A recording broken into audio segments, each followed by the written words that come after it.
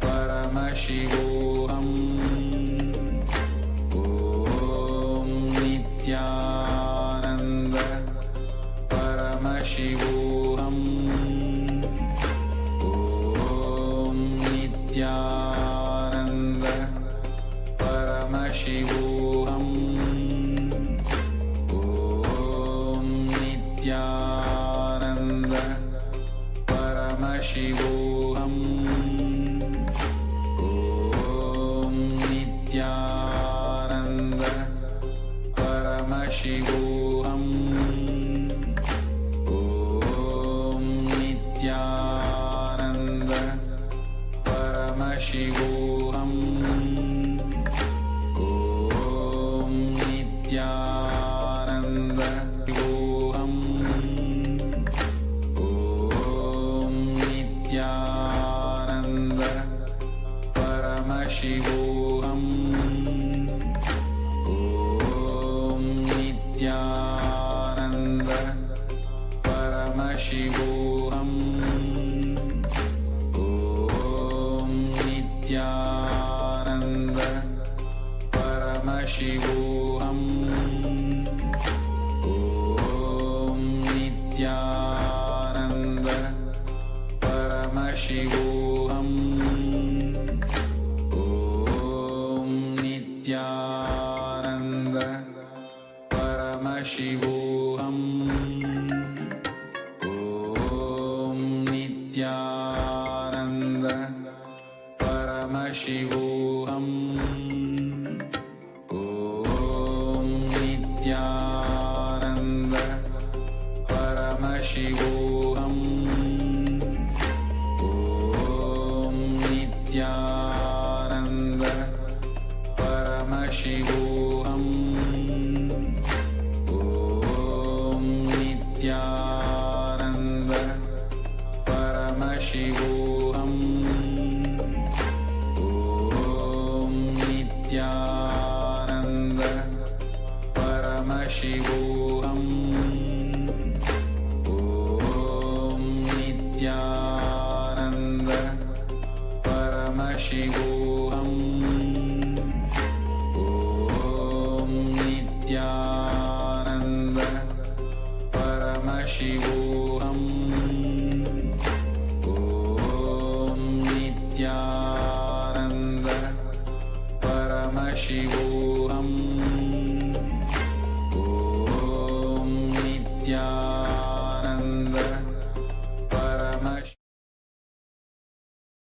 Nithyanandam Paramasukadam Kevalam Jnanamurtim Dvandvatitam Gagana Sadrusham Tattvamasya Adilaksham Ekam Nityam Vimalamachalam Sarvadi Sakshi Bhutam Bhavatitam Trigunarahitam Sadgurum Tam Namami. Nithyanandam, everyone. I welcome all of you here today for today's Parashakti Akashic reading. Everyone watching us live on YouTube, Facebook, and many other social media platforms, I welcome all of you for the Parashakti Akashic readings. And if you are here today, it means existence wants you to be here in this form. You are not an accident, but a conscious miracle of existence, and existence is trying to manifest itself through you. So welcome to this sacred spiritual experience, which is your digital experience of the divine.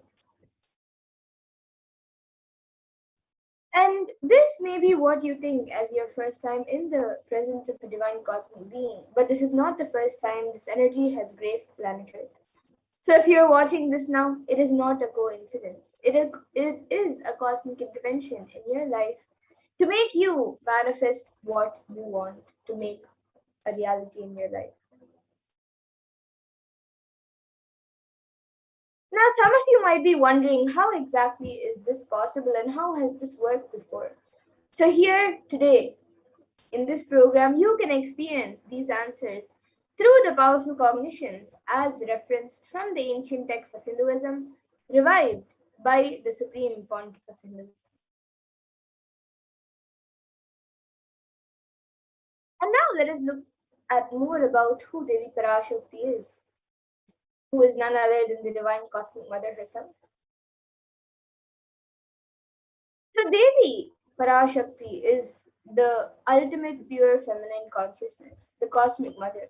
She is the source Shakti, and it is in her cosmic womb, the Brahmanda Yoni, from which billions and billions of universes come out and go in, they manifest. And it is the source where the Big Bang and black holes go on and on. And Parashakti is the main deity of the sacred feminine and the divine consort of Bhagavan Paramashiva, who is the primordial deity of Hinduism.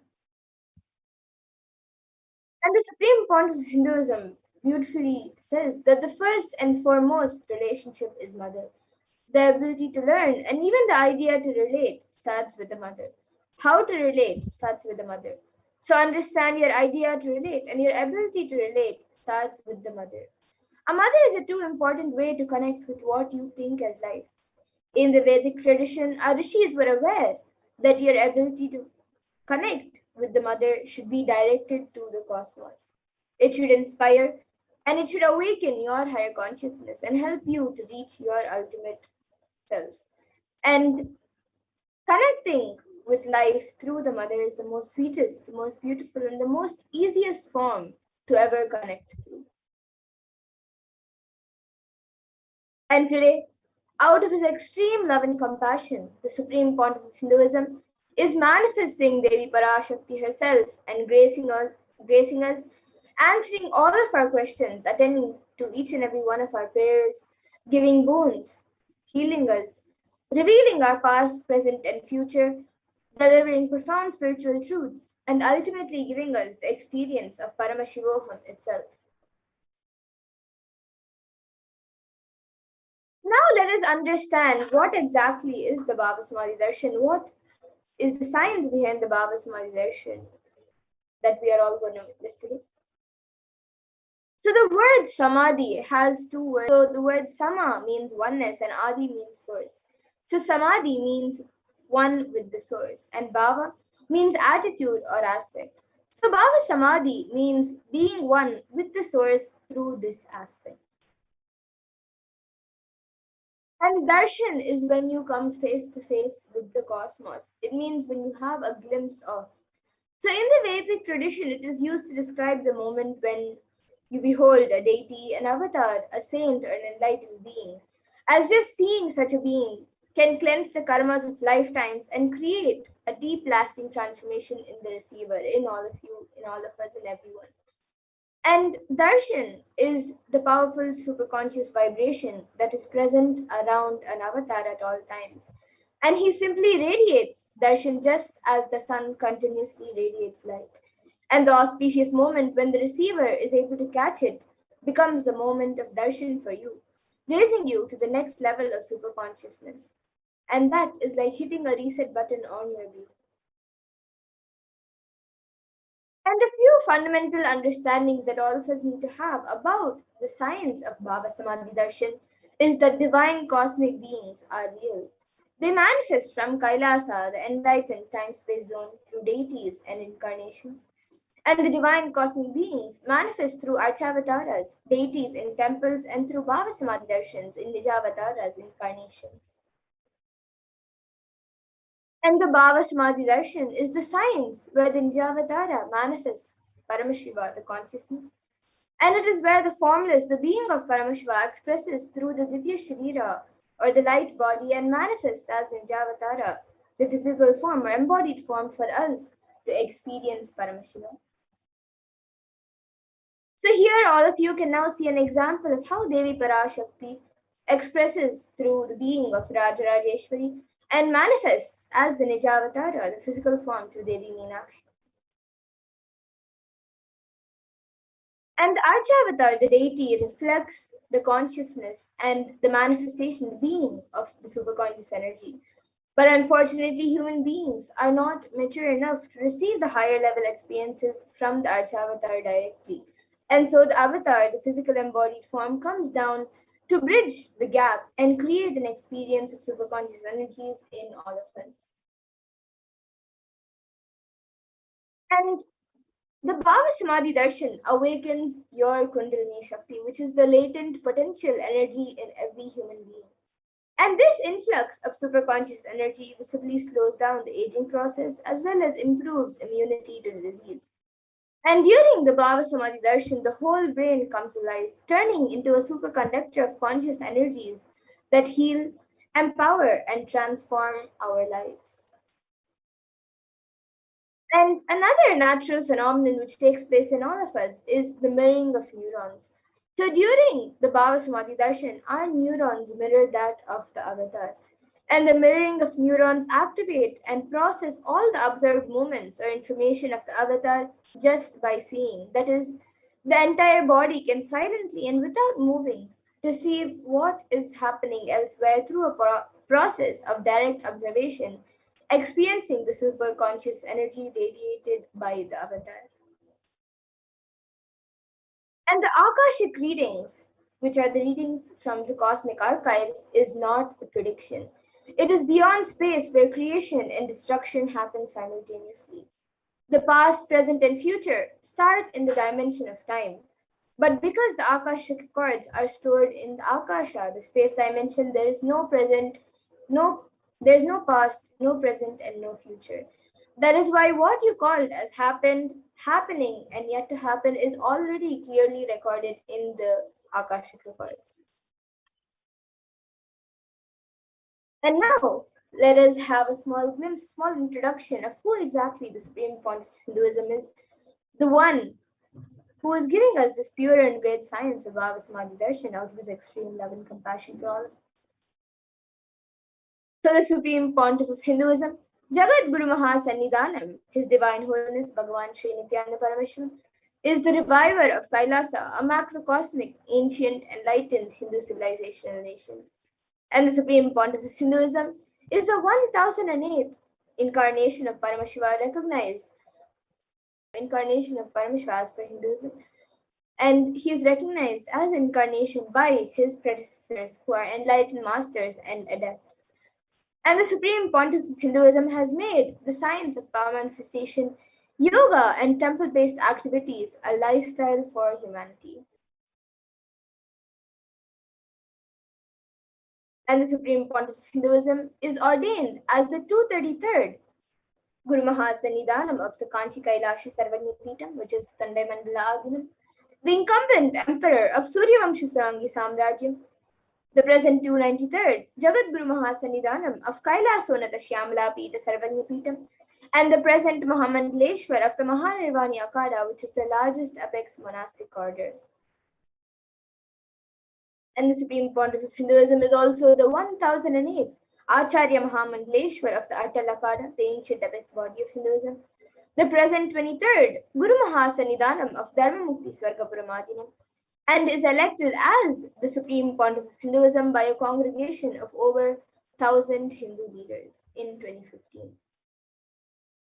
And he is also revered as a teacher of Hinduism, the most prolific, most viewed, read, and watched. He has authored 300 books and 10,000 articles in 3 different languages, which are English, Tamil, and Sanskrit. And these have been translated into 50 languages with over 1,000 titles. And over 20 million copies of these books and articles have been sold, read, and downloaded by millions around the world. And the Supreme Pontiff of Hinduism has given 10,000 plus hours of discourses for humanity and reaching and enriching over 1 billion lives digitally, and is respected as a commentator of all the sacred scriptures such as Upanishads, Bhagavad Gita, Shiva Sutras, Brahma Sutras, Yoga Sutras, Ashtavakra Gitas, Jain Sutras, and much more. And he is honored as the leader of Hinduism, the most awarded, internationally recognized Hindu leader, the reviver of 108 ancient Hindu sampradayas, including the Rudrakanyas and Rudras, Rishis and Rishikas, Bhairavas and Bhairavis, and Sannyas. And Supreme Pontiff of Hinduism is the establisher of the largest Hindu university, Kailasa's Nithyananda Hindu University in the world, with satellite campuses in 150 countries, and is the establisher of 1,000 plus Kailasa enlightenment ecosystems, the founder and reviver of of over 100 Sarvagnipitas around the world and is the collector of the largest Hindu library with over 1 million books, 1 million Palm Deep scriptures, and over 20 million digital books. And with that, now we will be moving into the next segment of this program where we will all be seeing a live demonstration of the extraordinary Shaktis manifesting through the initiated disciples of the Supreme Point of Hinduism. So these Shaktis are a gift given to humanity by the Supreme Point of Hinduism through the science of Diksha. So we will be seeing the live demonstration of the manifestation of extraordinary Shaktis. So today, the Balasans, the Nityananda Yogis, and the initiated disciples of the Supreme Point of Hinduism will be demonstrating the powers of third eye and sharing with all of you the experiences and results of the extraordinary manifestation of the divine powers awakened in us through the Diksha, the initiation by the Supreme Point of Hinduism. And in today's Bhava Samadhi Darshan, all of us will be receiving the initiation into the third eye awakening and various other powers with the blessings and grace of the Supreme Point of Hinduism. And you will all be manifesting the following powers of third eye, which is seeing with eyes blindfolded, as well as many other extraordinary Shaktis such as remote vision, body scanning, levitation, teleportation, materialization, and much more. And for those of you who might be wondering where exactly is the third eye located and how it works, so the third eye is actually a cosmic browsing center located between the brows, which upon initiation one can effortlessly express powers and see through the third eye just as you would with your two eyes. So now let us see what exactly are these Shaktis, how they manifest, what is their source, and what exactly are the Shaktis. So in the Vedagamas, the source scriptures of Hinduism, Paramashiva reveals in elaborate detail that every human being is hardwired to be able to manifest 463 plus extraordinary Shaktis, the divine powers. And the manifestation of powers are described by Paramashiva as a system, a method, and a science for human beings to explore the various possibilities and powers and have access to various states of consciousness. And Shakti is manifest from the fundamental cognition that you are a divine and you need to manifest the divine, not that you are a man and you need to reach the divine. Now, some of you might be wondering what exactly is the difference between Shaktis and Siddhis. As many of you might have heard the term Siddhis as a very common term or word used for any type of extraordinary manifestation. So let's look at the difference between Shaktis and Siddhis. So Shakti is expressed from the space of enlightenment as a side effect of feeling connection and high integrity with the Guru and the divine, and are a source of enlightenment, whereas Siddhis are powers that manifest from tapas for enlightenment and are on the path of enlightenment. And a few more differences between Shaktis and Siddhis are that Shaktis of Paramashiva manifest through ordinary human beings in an extraordinary way after the initiation by the avatar and are permanent, whereas Siddhis are not permanent and may divert you from enlightenment.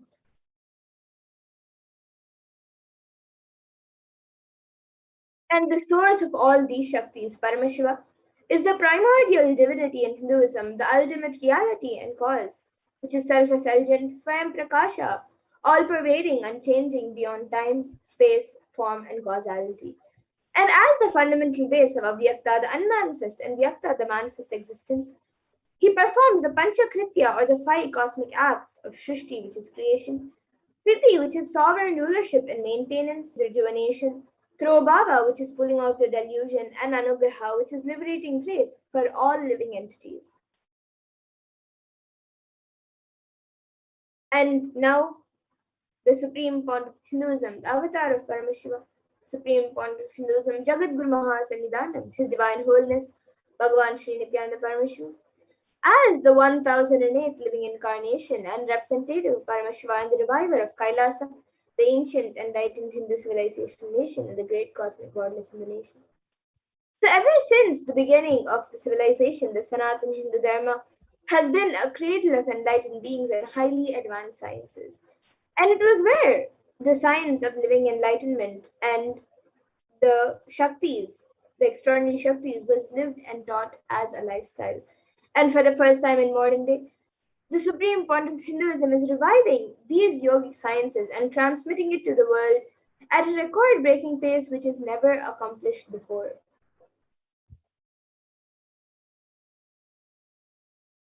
And all of this knowledge, all of these great sciences of the manifestation of these Shaktis are passed down from one generation to the next through the science of Diksha, initiation by the enlightened gurus. So this is called the Guru Parampara in Sanskrit, the lineage of gurus, which transmits the knowledge. Each guru transmits the knowledge to the next generation.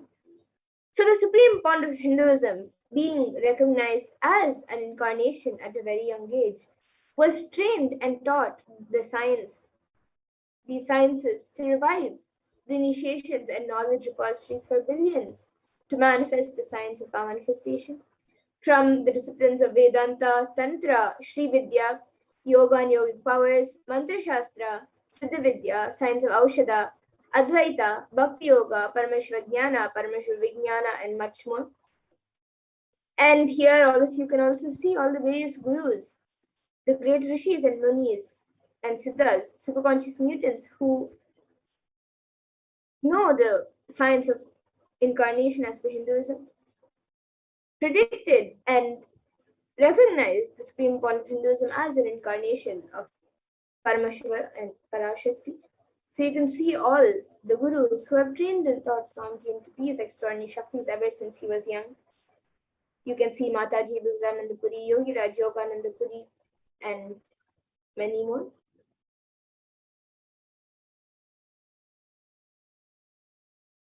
Now let us see how we can awaken these divine Shaktis in us. How can you manifest these Shaktis yourself and experience these extraordinary Shaktis? Swamiji very beautifully says, the Supreme One of Hinduism says, every ultimate truth, jnana, is mapped into your consciousness, prajna, and manifests as the possibility and power of every being, prajnana. So this is how the power is manifest to every being.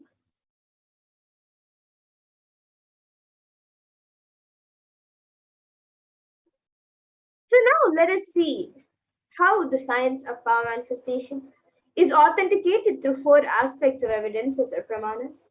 So the first is the Shastra Pramana, which is the eternal and unchangeable truths revealed in the source scriptures. And then the next is the Apta Pramana, which are the experiences and results of Aptas or authorities of Hinduism, where the Vedic rishis and scientists have time tested and verified and foolproofed all of these sciences. And the next is the Atma Pramana, which is the account from the Supreme Point of Hinduism, this millennium's avatar's personal experience of the power manifestation. And then the next, the last but not the least, is the Pratyaksha Pramana, which is the empirical evidence from observation and scientific experimentation. And for those of you who now might be wondering, what exactly are these Vedas and Agamas in which all of these truths are revealed in a very elaborate way by Paramashiva? So the Vedas are the ultimate superior authority for Hindus and are pure science where the ultimate truths are explained. And the Agamas are the scriptures where the applied technology and applied sciences are expanded. So the Vedas and Agamas, the Veda Agamas, are given the status of Shruti as they are directly revealed by Paramashiva. They are the ultimate, eternal, unchangeable truths. And a reference cited from these Shastras or source scriptures is called the Shastra Pramana.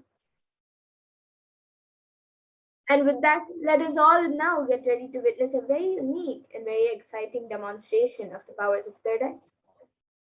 So we'll be first seeing the power of third eye, which is seeing with eyes blindfolded.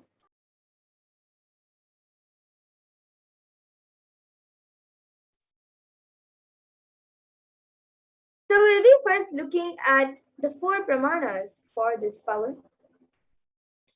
The first is the Shastra Pramana, which is the pramana, the evidence that comes from the scriptures. So this comes from the Vijnana Bhairava Tantra. I will be chanting the verse now. Kapalantarmanonyasya tishtannilitalochanaha kramena manasodadya lakshaye lakshyamuttamam. This verse says, by fixing the mind on the inner space within the crown center and sitting stably without any movement, having the eyes closed in succession, by that stability of the mind in inner space through the power of the third eye, one directly sees the ultimate goal Lakshyam by having the vision beyond the sight that reveals any object or place, attaining the space of oneness with the source Paramashiva. And the next is the Apta Pramana for his power, where Krishna initiates Arjuna into the power of third eye during the revelation of the Hindu Purana Bhagavad Gita. So Bhagavan Krishna initiates Arjuna into the power of third eye to behold Bhagavan Krishna's Vishwarupa Darshan, the vision of his cosmic form. And Bhagavan Krishna beautifully says to Arjuna, before he initiates Arjuna, he says, न तु मां शक्यसे द्रष्टुमनेनैव स्वचक्षुषा दिव्यं ददामि ते चक्षुः पश्य मे योगमैश्वरम्. So in this verse, Bhagavan Krishna says to Arjuna, but you cannot see my cosmic form with these physical eyes of yours. Therefore, I grant you divine third eye vision. Behold my cosmic opulence. So in the 11th chapter of Bhagavad Gita, which contains the description of Bhagavan Krishna's cosmic form, the narration of Bhagavan Krishna's cosmic form is completely narrated by Arjuna as he sees Bhagavan Krishna through his third eye.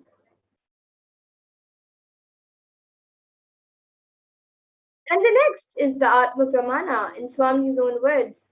The Supreme Point of Hinduism very beautifully says, he shares his experience of how he manifested the power of third eye. He says,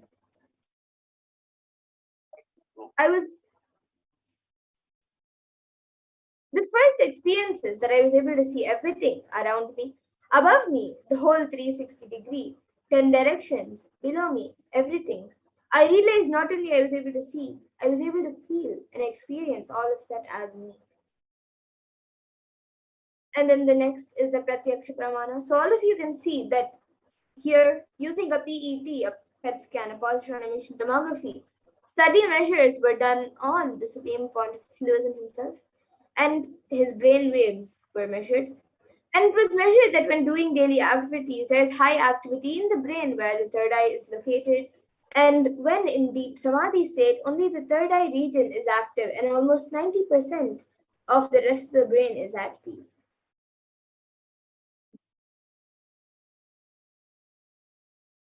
And now we will be getting into the Sakshi Pramana, where all of you will be witnessing the live demonstration of the powers of third eye.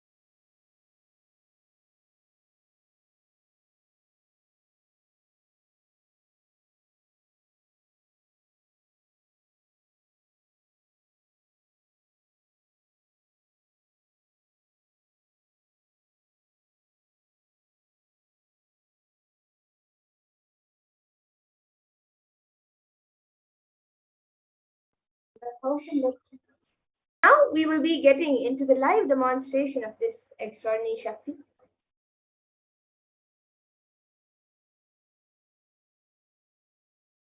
So here with me, I have this eye band, which is certified by ophthalmologists.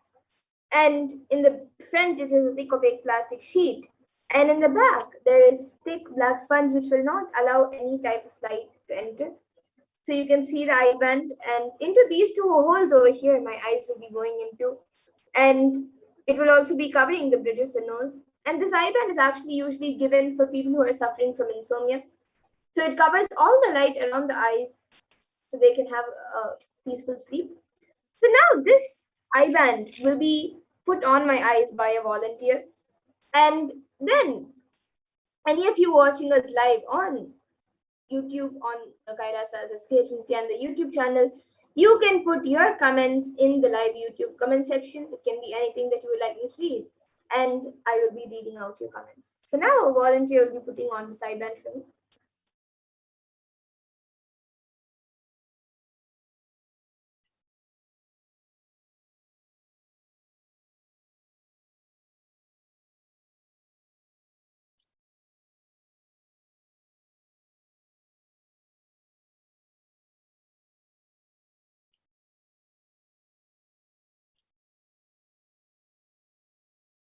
Yes, you can make it a little tighter. Yes. So now the eyeband has been put, and any of you watching us live on YouTube can put in your comments. But before that, I will be turning to my right, left, up, and down. Yes. Before that, I actually request a volunteer to adjust the eye band here a little bit. It's little stuck and so pulling the hair.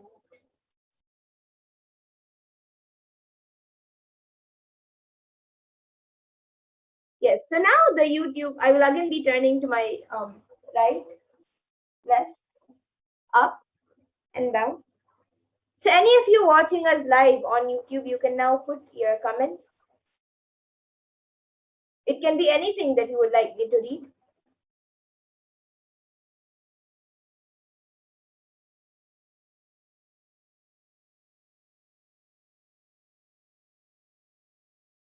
You can put a sequence of emojis, numbers, letters, words, sentences, anything that you would like me to read.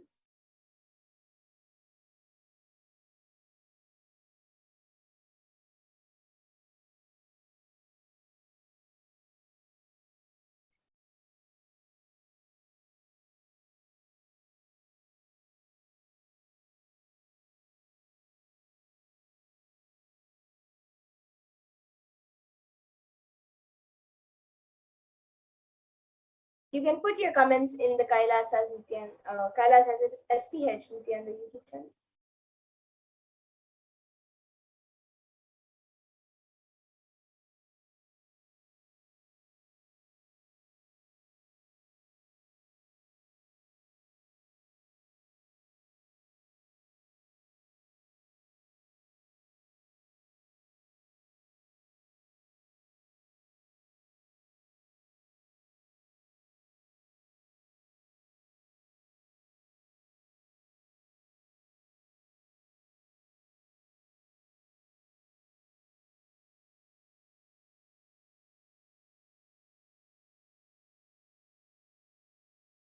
Before that,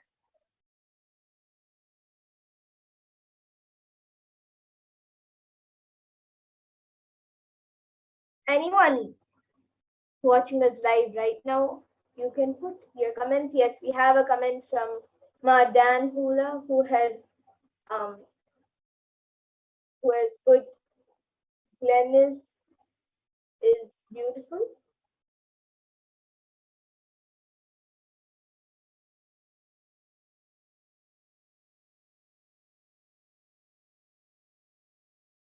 Yes, then anyone else also watching us, or even Dan Hula, you can put anything else that you would also like me to read.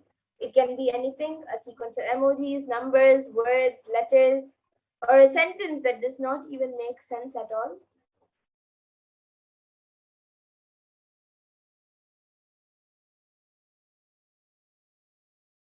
Yes, now Dan Hula has put Swamiji rocks and then two exclamatory marks.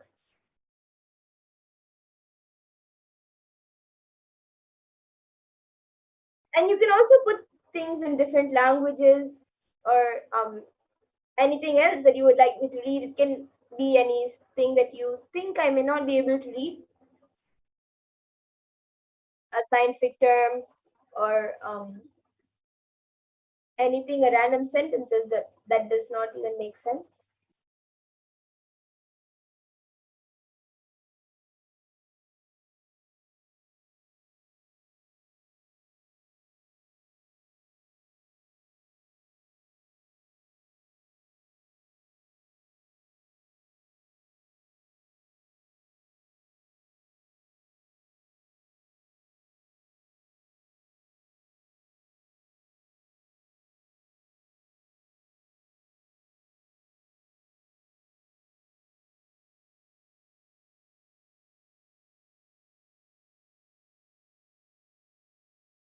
Or anyone else also.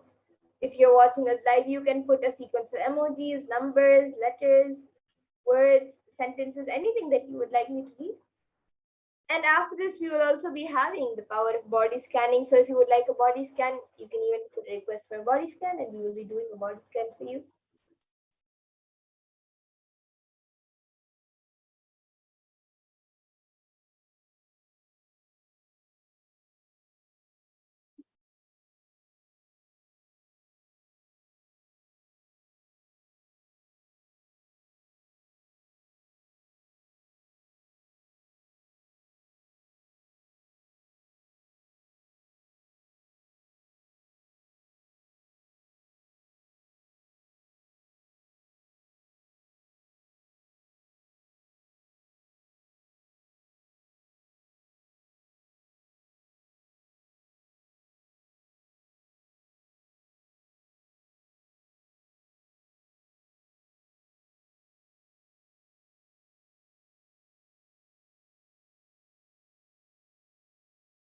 Yes, now we have another comment from Dan Hula who has put, will be blessed with super consciousness by the end of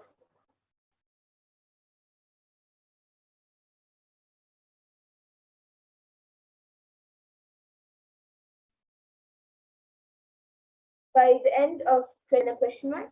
And then we have Tripureshananda who has put 27777.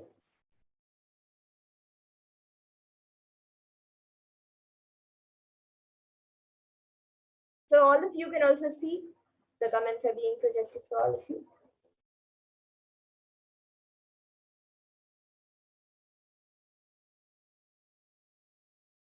And Ma Tripureshananda has put, I put the numbers. Yes. And I've read the numbers also. It's 27777.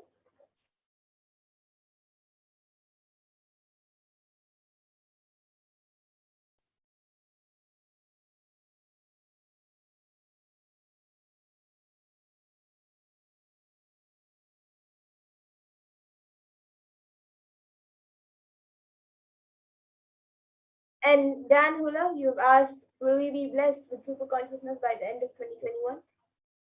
Swamiji now is little by little giving us super conscious breakthrough. He is taking us to give us a super conscious breakthrough. And if you just attend every darshan initiation, you will have thousands of breakthroughs and experiences. And yes, so you can log in every day for the darshans and initiations, and for sure you will have a subconscious breakthrough with the grace and blessings of Swamiji. And yes, now Matripureshananda has put another comment saying read correct. Yes, ma'am. And anyone else also, or even Dan Huda and Matripureshananda, you can put any other comment also that you would like me to read. It can even be a sentence that does not make sense at all.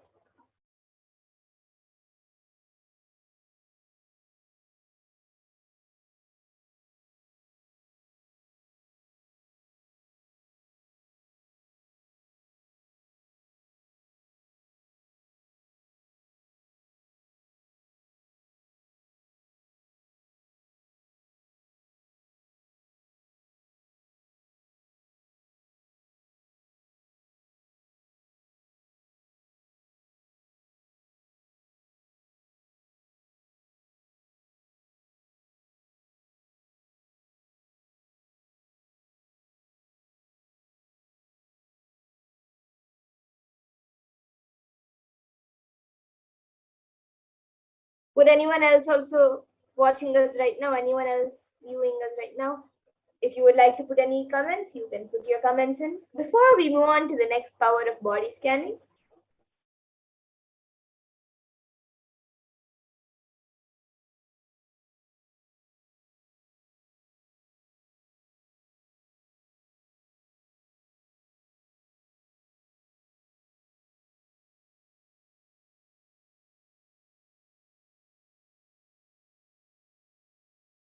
yes, okay. Now we will be moving into the next power, the power of body scanning. So I request the volunteer to now remove the eye band, and all of you can see as the eye band is being removed.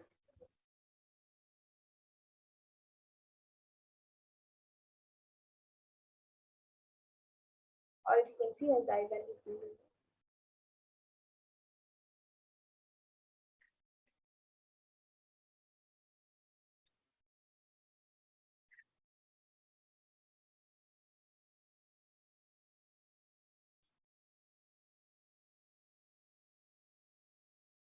Yes. So now all of you can see the eye just as it was before. There is nothing added or removed from the eye band. And now we will be getting into the next power, the power of body scanning. So anyone who would like a body scan can put your comments in the YouTube comment section, and we will be doing a body scan for you.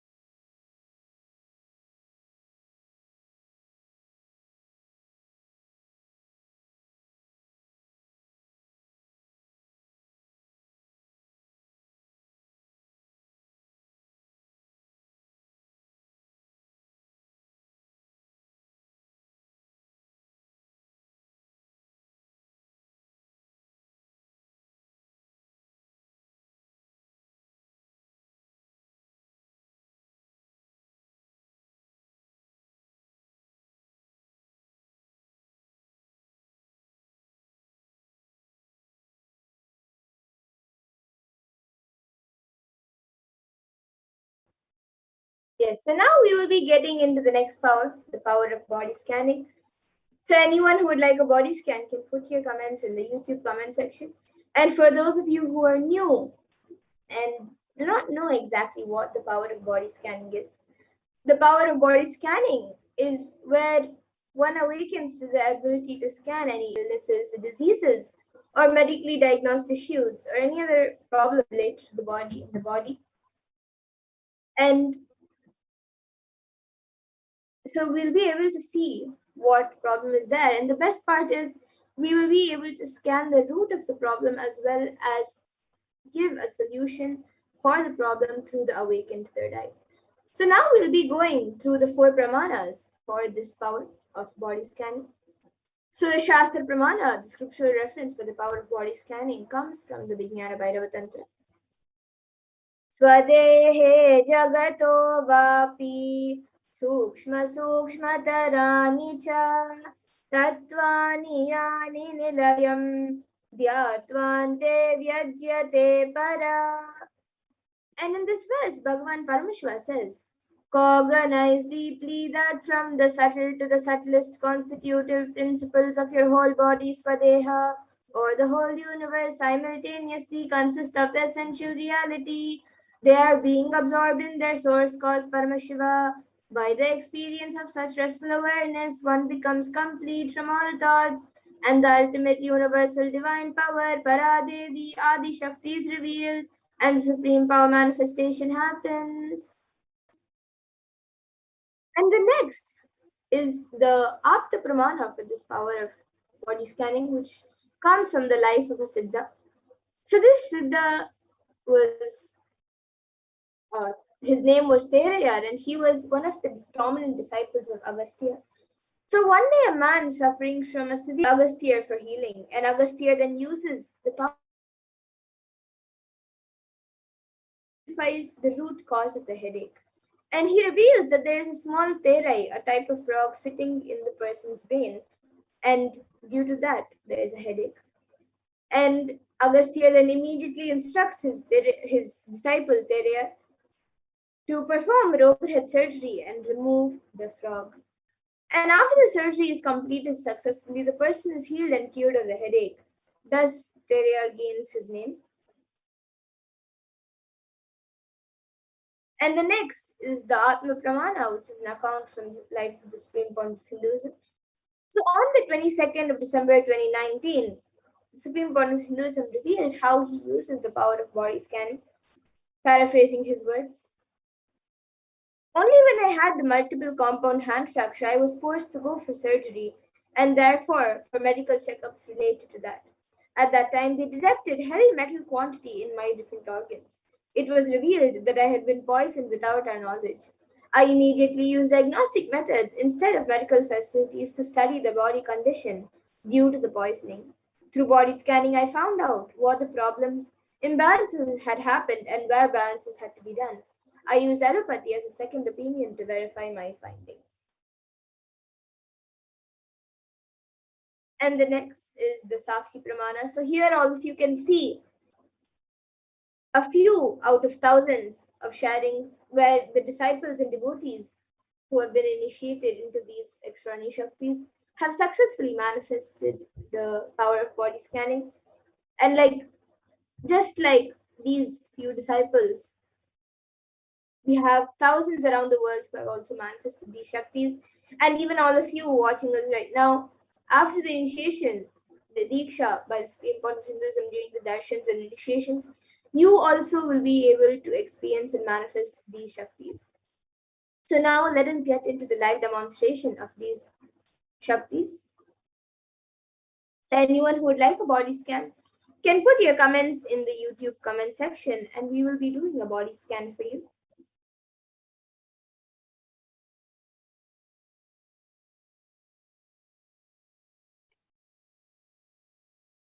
I already see a few of you have commented.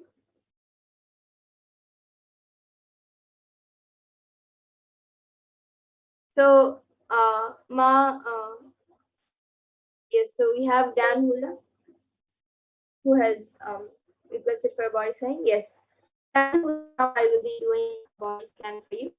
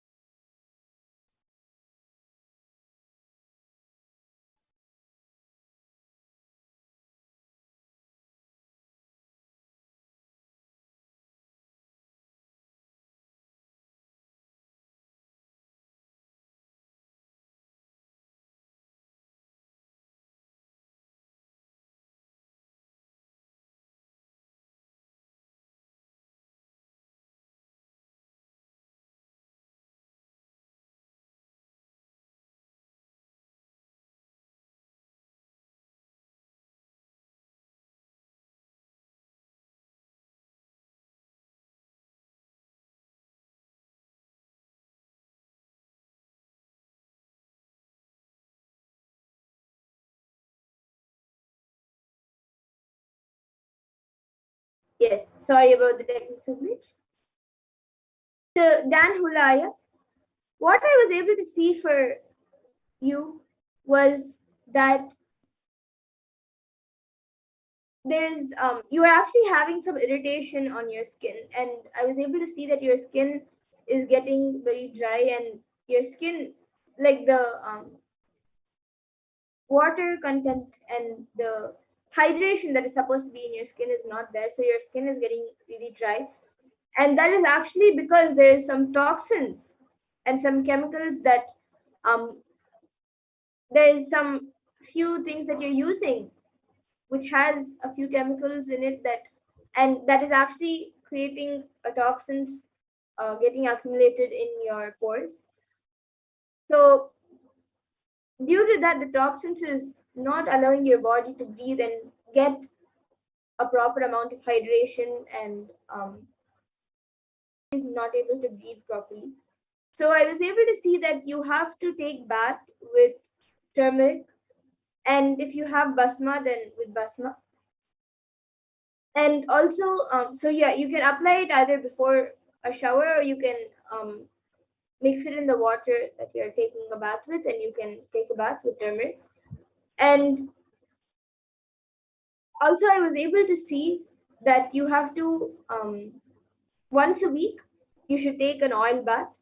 You can apply either any oil, that any natural organic oil, coconut oil, castor oil, gingerly oil, olive oil, or sesame oil, any natural oil.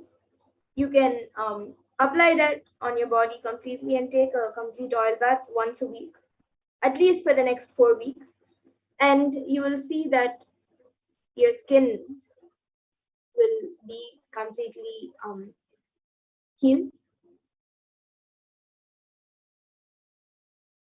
And yes, so Dan Hulaya, you can get back in the comment section for the scan for what was revealed. And you'll be doing a scan for Mark Lennis. And yes, after that, after Dan Hulaya, we have Sumi Mulyaya, who has asking for a scan for your father, and due to itchiness, and you have gotten his consent. Yes, now I'll be doing a scan for Sumi Mulyaya's father. So Sumi Mulyaya, I will be doing a scan for your father now.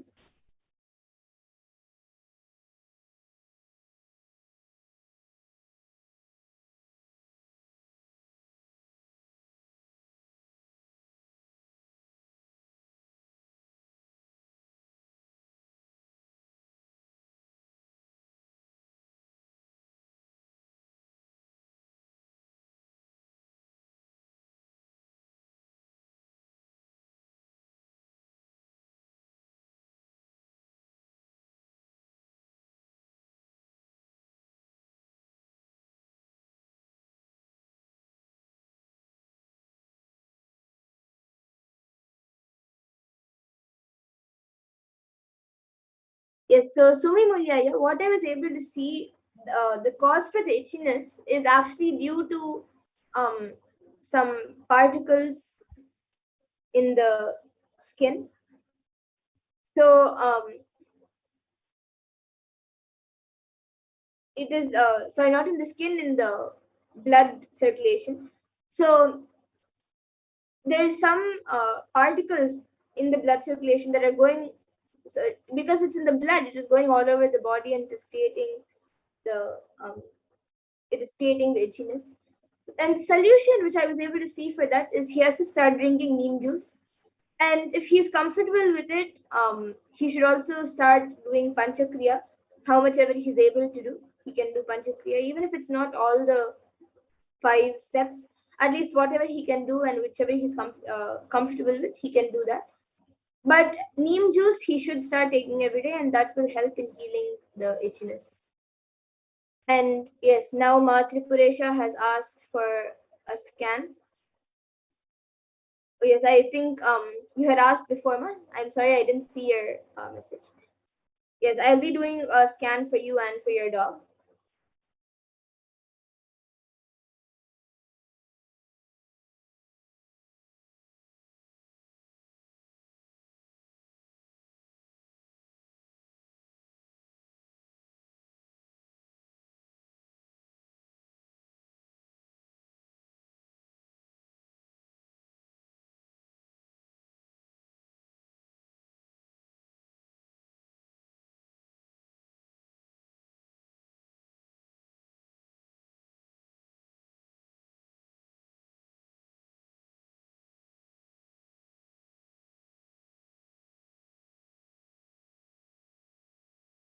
Yes, so Ma Tripureshananda, for you, I was able to see that physically right now you are quite fine. It's just because of too much of stress, you are putting a lot of stress on yourself, and due to that, you are not taking care of your body as much as you're supposed to. You should drink more water. You should keep yourself hydrated, and due to that, actually, you're also getting tired very often. So I was able to see that whenever you should don't reduce the work that you're doing, but whenever you feel tired or whenever you feel stressed out, just chant the Mahavakya a few times. Sit for 5 minutes, chant the Mahavakya, and you will see that again you will feel just the Mahavakya will help you in rejuvenating your energy, and then you will be able to continue your work without stress. So this is what I was able to see for you. And for your dog, I was able to see that he is quite healthy, except just there's something in what he is eating, or what it is not a regular thing that he is eating. Only like once in a while, I think by mistake, or when he's playing or something, he eats something, and that is affecting his stomach. So you should keep a little watch on his diet. But other than that, he is completely fine. Even whatever he's eating, right now it is not major. So you can just keep a watch on his diet, on what he is eating, and make sure he consumes the proper food, and as much as possible organic food, and healthy food, and just keep him in the space of Swamiji, the space of Paramashiva. Whenever satsangs or initiations or darshans happen, you can get him to sit.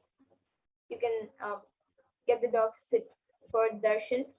And during pujas or any rituals, also, you can make him sit for the rituals and for the darshans. And that will help him to also have a conscious evolution. So this is what I was able to see for your dogma and for you. So you can get back in the comment section if you are able to relate.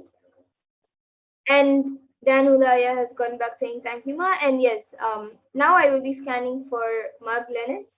And you have said that she has given permission. So yes, I will be doing a body scan for Ma Glennis now.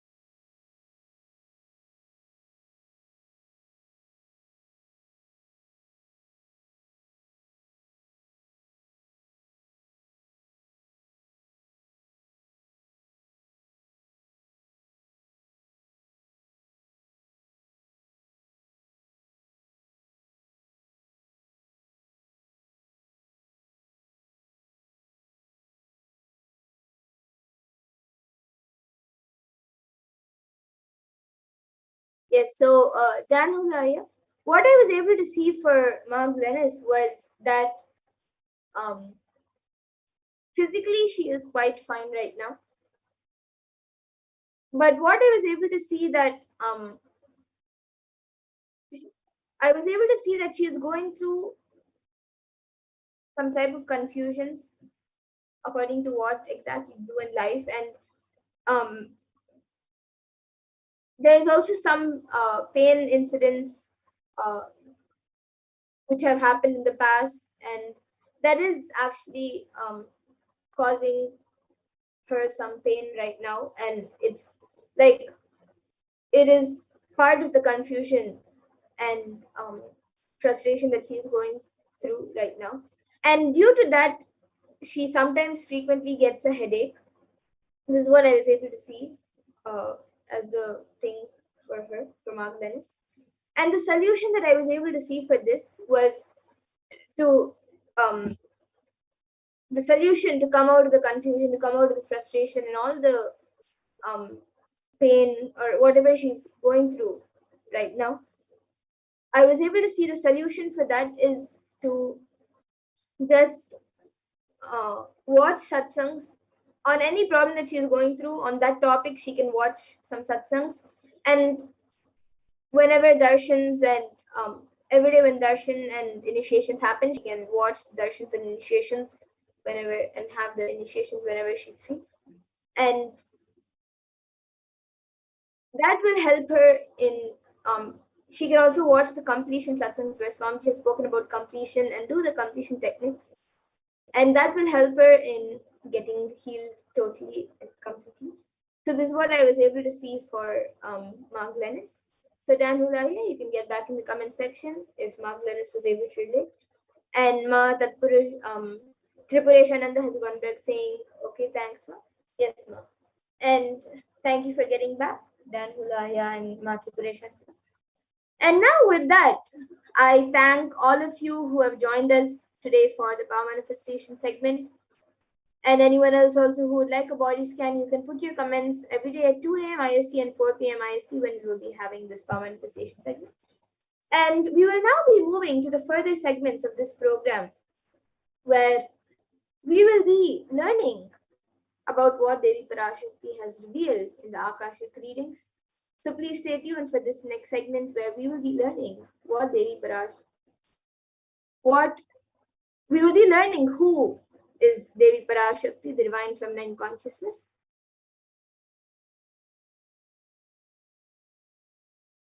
So we'll be first chanting and seeing the Dhyana Shloka of Devi Parashakti, which comes from the Lalita Sahasranama Dhyana Shloka.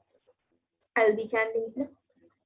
सिन्दूरारुणविग्रहां त्रिनयनां माणिक्यमौलिस्फुरत् तारानायकशेखरां स्मितमुखीं मापीनवक्षोरुहां पाणिभ्यामलिपूर्णरत्नचषकं रक्तोत्पलं बिभ्रतीं सौम्यां रत्नघटस्थरक्तचरणां ध्यायेत् परामम्बिकाम्.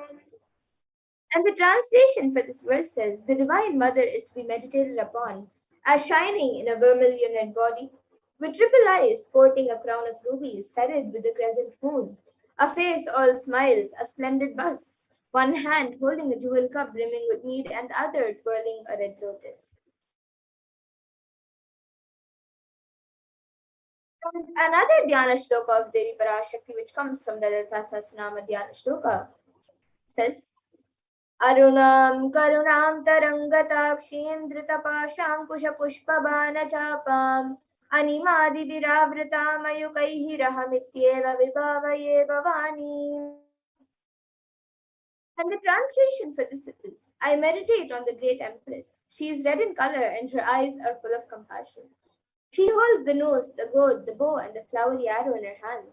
She is surrounded on all sides by powers such as Anima for days, and she is the self within me. And Devi Parashakti is the ultimate pure feminine consciousness, the cosmic mother. And it is her cosmic womb from which billions and billions of universes come out and go in, and the source where the Big Bang and black holes go on and on. Parashakti is the source Shakti, the source energy, the source power from which all of us came, in which all of us are in even now, and in which all of us are going to merge. And out of her extreme love and compassion, Devi Parashakti herself is manifesting through the embodied form as the Nijavatara of the Supreme Point of Hinduism, Jagat Guru Mahasannidhanam, His Divine Holiness Bhagavan Sri Nithyananda Paramashivam, gracing us, answering all of our questions, attending to our prayers, giving boons, healing us, revealing our past, present, and future, delivering profound spiritual truths, and ultimately giving us the experience of Paramashivoham itself.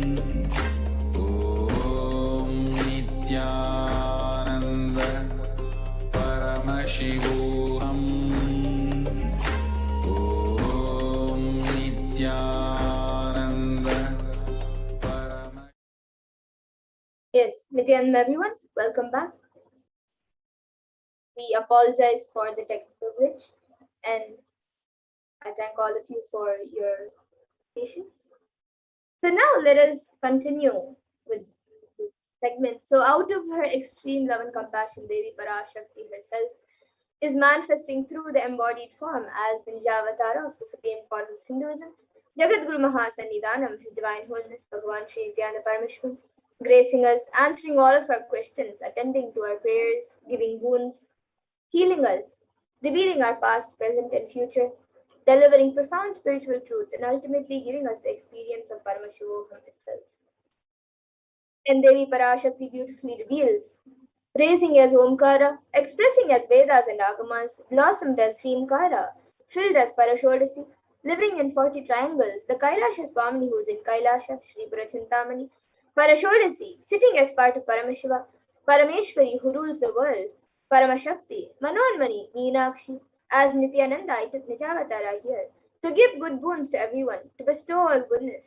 Hiranyagarbha Swarupini, Brahmanda Yoni, Shami, Chandramauli, Rapala, Aparna, Uma, Parvati, Savitri, Navayovana, Samrajya Lakshmi, Parameshwari, Parashodasi, Meenakshi. Taking the form of Nithyananda, I came here as Nijavatara. With great compassion, I am blessing. Listen, people, to do good to all of you, I took the form of Nithyananda and came down as Nijavatara. And Devi continues to reveal, raising in Omkara, blossoming as Shiva, Shiva manifesting as source of existence, powers of existence, expression of existence from the oneness of Om, blossoming into two as Prakriti and Purusha, blossoming as three Shaktis, Icha, Kriya, and Jnana, growing as four Vedas, expanding as five Panchabhutas, beyond six chakras, filled as Gotras of seven Rishis, expanding as eight directions, existing as nine Grahas, blossoming as 10 Indriyas, being as 11 Rudras, creating all the worlds, bringing life to tell and make truth blossom and to do good. Parashodasi, Meenakshi, in the form of Nithyananda, I came to bless every one of you. So now let us see how we can receive Devi Parashakti in a very traditional way. So you are literally seeing Paramashivan Parashakti at that moment. She is there on your screen. So to receive her in a very traditional way, you can keep two betel leaves, one banana, one beetlet, and a coin in front of the screen as you watch Devi Parashakti. And a coin in the Hindu tradition is actually considered the traditional dakshina. It can be the lowest value. In India, it can even be just 1 paise. In the US, it can even be just a cent. Swamiji says, I'm not trying to monetize. Keep even 1 cent, it is okay. So for 100 days, if you have darshan, it will add up to $1. In India, even 1 paise is okay. And you can offer that to Devi Parashakti. And once the darshan is over, you can do namaskar and eat the banana, the betel leaf, the betel nut, and taking this prasadam immediately. And the coins that you collect, you can send it to the Los Angeles temple for the further procedures. And this betel leaf and betel nut, it may look too small, but in a few days you will see how much it adds to your sentiment that really she is there.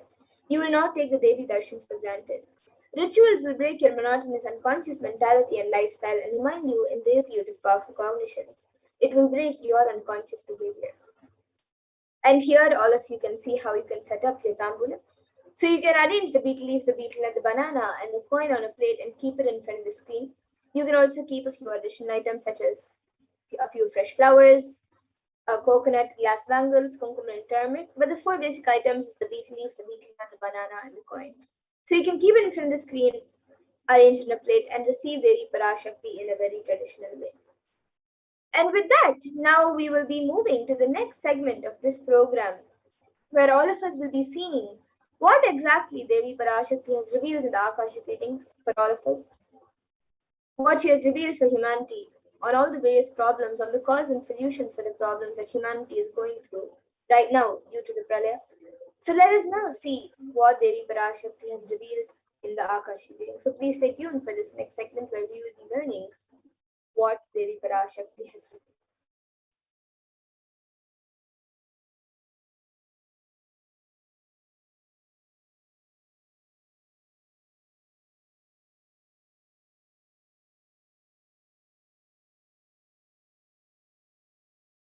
I request the NTV volunteer to project the next set of slides.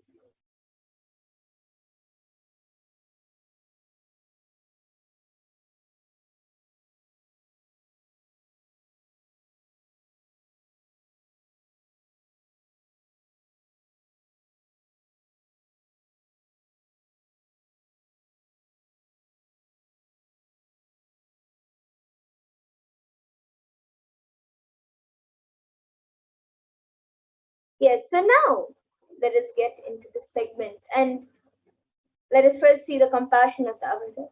So, in the Guru Paduka Sutram composed by Adi Shankaracharya, the first verse describes how the Guru Paduka, the sacred feet of the Guru, is the boat that helps us cross the Ananta Samsara Samudra, the seemingly endless ocean of the samsara or suffering.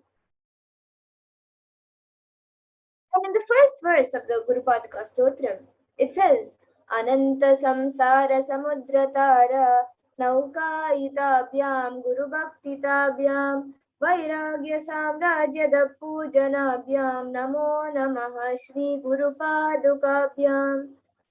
And the translation for this verse says, Salutations to the sandals of my Guru, which is the boat which helps me cross the endless ocean of life, which endows me with the sense of devotion to my Guru, and by worship of which I attain the dominion of renunciation. And many of us feel stuck in the same storming and raging ocean, being unable to navigate ourselves and lost in the overwhelming vastness of suffering that surrounds us during the Pralaya, the great deluge. Loved ones dying due to the pandemic, our homes being destroyed due to natural disasters, social institutions crumbling, and the whole of humanity is in desperate and dire need of hope.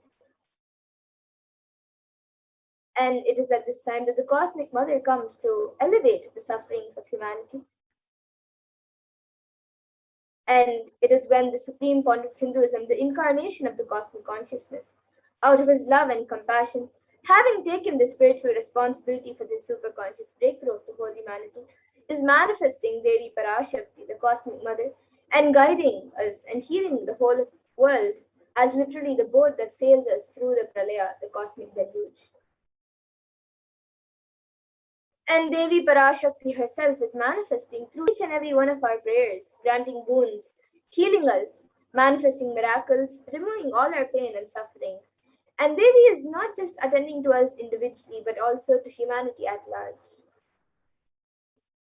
He has guided the whole humanity in the form of revelations of profound sacred secrets of Sanatana Hindu Dharma, and showing us the future regarding global issues, the COVID pandemic, natural disasters such as fires, floods, and much more, and even the twisted human conspiracies and underground wars which have not surfaced. So, in this segment, we will be elaborating on the statistical, scientific, and scriptural references of each sacred revelation which has manifested precisely as the same guidance emerged from Devi Parashakti for us to imbibe deeply and start following what Devi Parashakti continues to, as Devi Parashakti continues to protect us until this torments and we safely harbor at the shores of our consciousness. So now let us see the manifestation of Devi Parashakti and what she has revealed in the Akashic readings about the 8 methods to protect ourselves from coronavirus, revealed on the 30th of April 2021.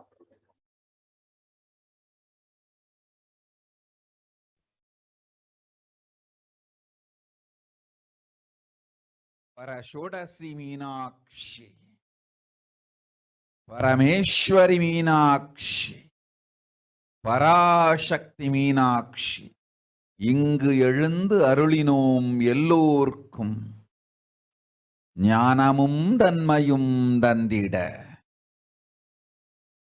நன்மையெல்லாம் அளித்திட நாமே வந்தோம் இங்கு கைலாசத்தின் சுவாமினியாய் பரமசிவன் கிரகத்திருந்து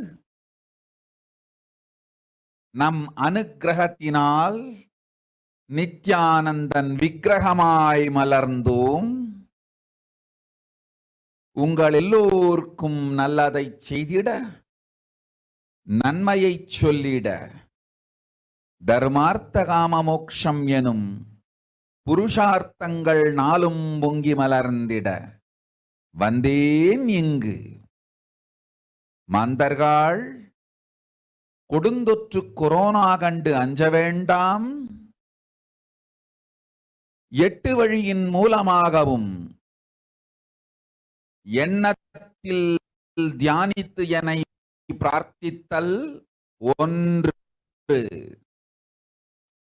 சமூக வலைதளங்கள் மூலமாய் என்னை சரணடைதல் 2.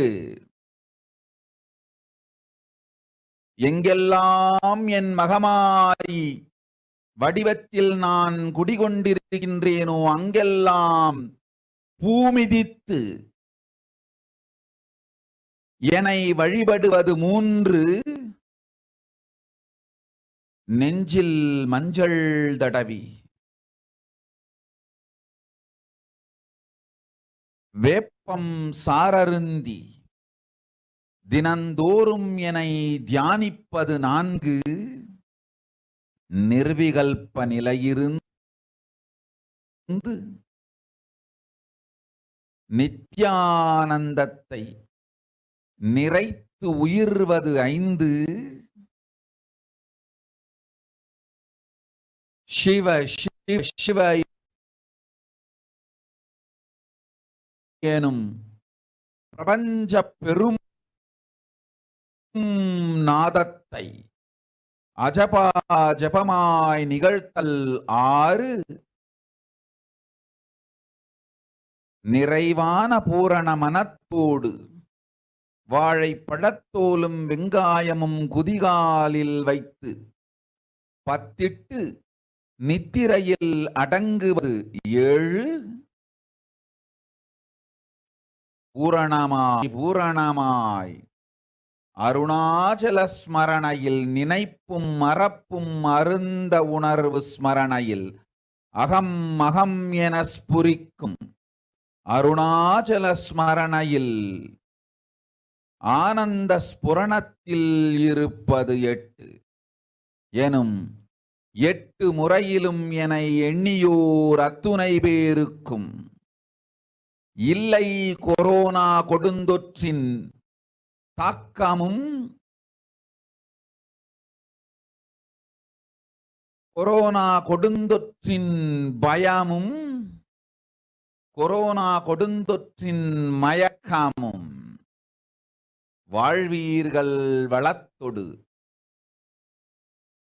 நல் ஞானம் யோகத்தொடு நாமே நிம்மோடு நானே நீயாய் நீயே நானாய் நல்வாழ்வு வாழ்வீர்கள். 8இல் 1 செய்தாலும் கொரோனா உங்களை எட்டவிடாது காப்பு.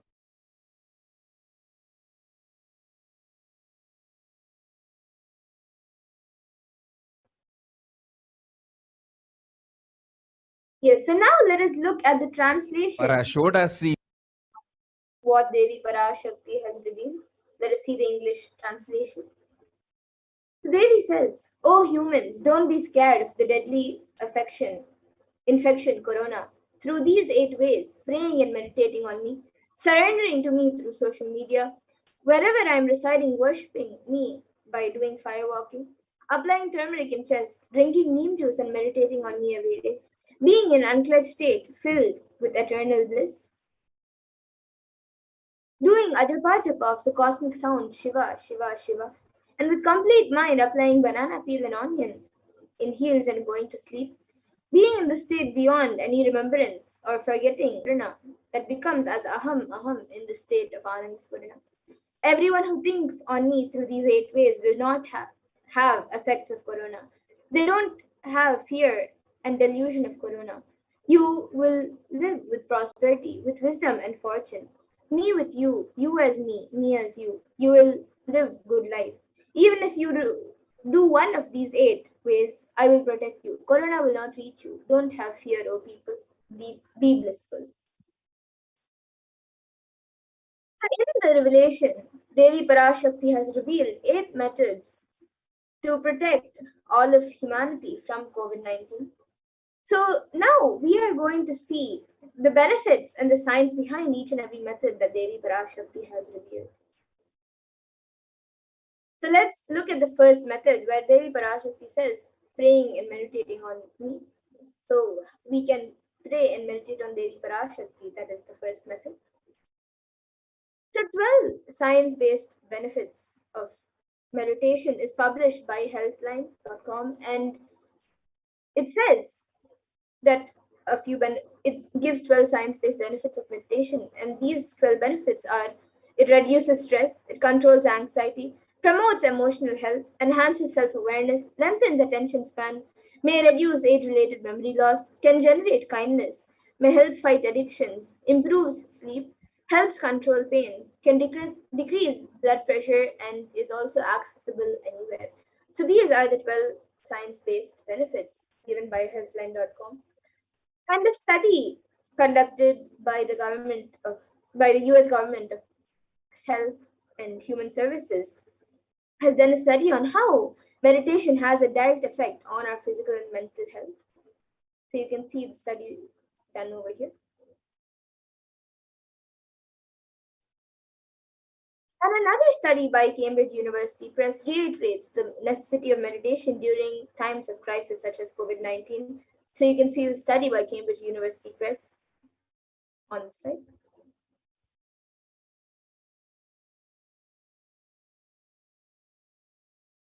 And spirituality protects emotional health. A research was published by Everyday Health on December 7, 2015. And it says, offer a big sense of purpose. So a connection to a greater power or truth can give you a sense of purpose and meaning beyond the day to day, and provide social support. So through practicing your spirituality, you may become involved with a community of like-minded people. And meditation will also lift your spirit. So activities related to your spiritual practice or community involvement, such as singing and music, may also have positive effects on emotional health, and will also help you cope up with the difficulties. So spirituality or religion can provide a framework of for dealing with unexpected or negative events. And in September 2015, a report was published in Health Psychology, and it was found that when researchers followed 191 people with congestive heart failure for 5 years, they found that those who reported feeling spiritual peace and who also made some healthy lifestyle changes were significantly more likely to live longer than their peers. And people with major depressive disorders or chronic medical illnesses who report high levels of religiosity, which includes daily religious experiences, generally become more optimistic than their peers, found a study published in July 2015 in depression and anxiety. Let us watch a video where the avatar himself directly demonstrates how meditation directly impacts our brain.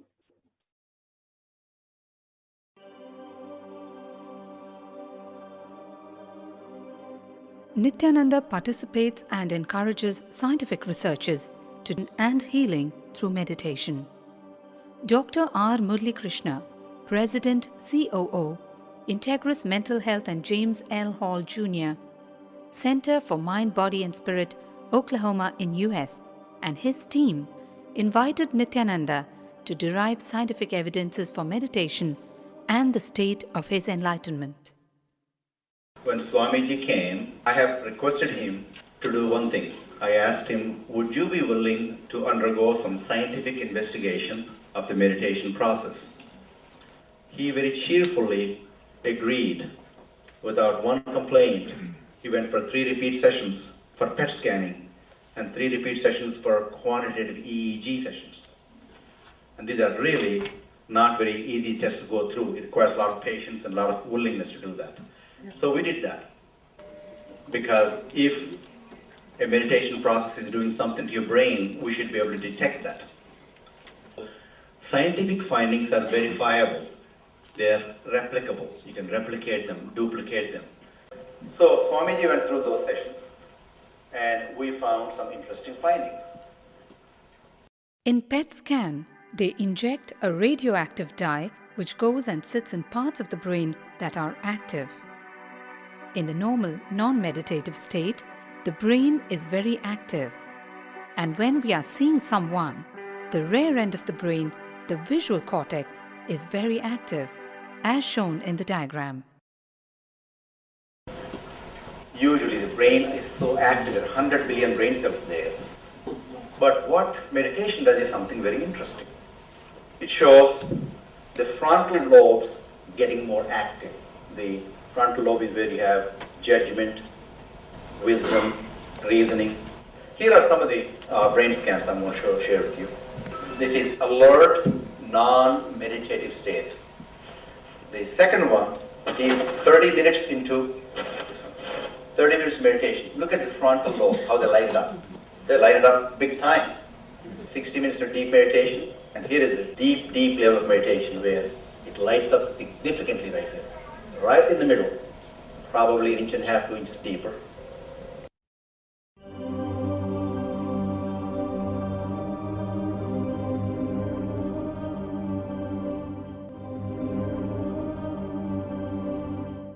What's interesting was, Swami was inside, and that's the last part of that one. See that light right here? So what's interesting was, I've never seen that before in my life, so the other parts I've seen may not be to the extent that Swamiji showed. Interesting. There is something called dopamine involved. Dopamine is produced mostly in this area.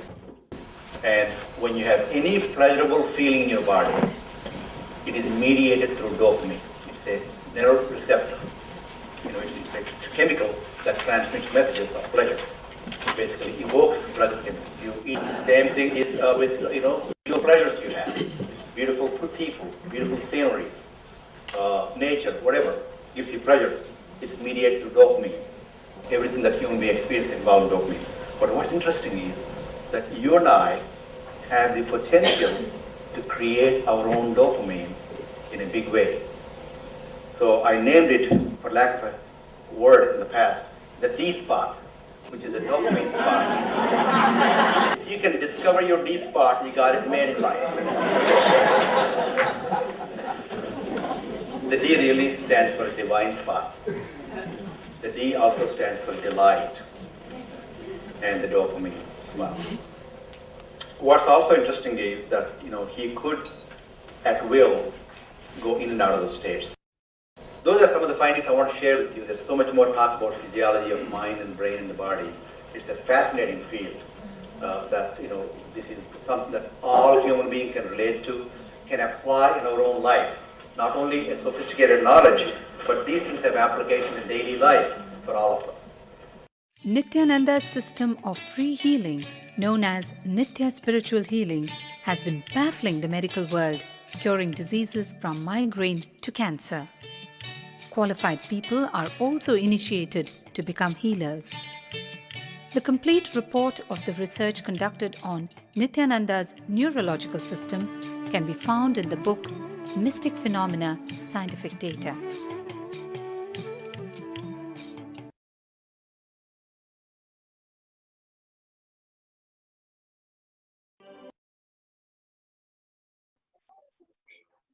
Yes, now let us watch another video where Swamiji reveals, the Supreme Point of Hinduism reveals that nothing can be compared to prayer to bust your stress.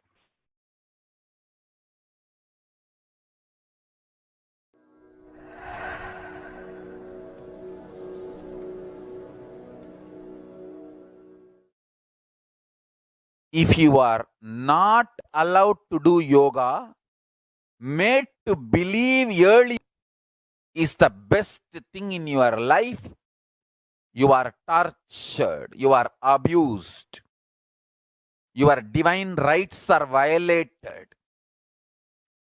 If you are constantly inspired to do yoga early morning, Brahma Muhurta time, and everyday puja, sit that 30-40 minutes and melt down by feeling connection. Understand?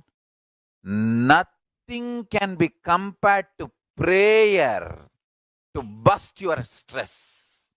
I tell you, prayer is the best stress buster.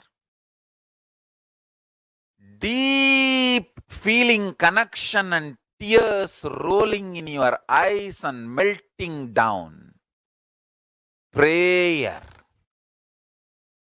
to Paramashiva. Intense yearning, Vyakulata, talk linking to Paramashiva, relating to Paramashiva, nothing can be compared to that to bust your stress. I tell you, every day puja is an ultimate recharging experience. If you do every day puja,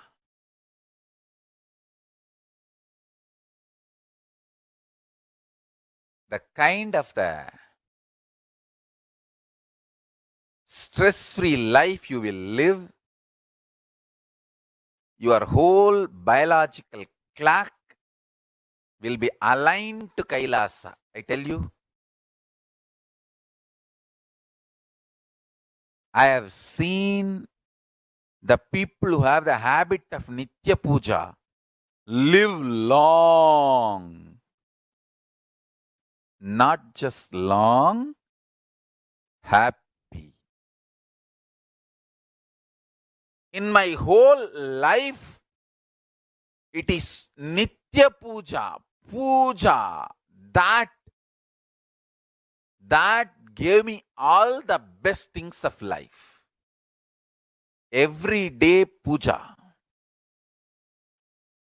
relating with the deities is the best stress buster. Touch the deities, do decoration, dress up. Even now, my best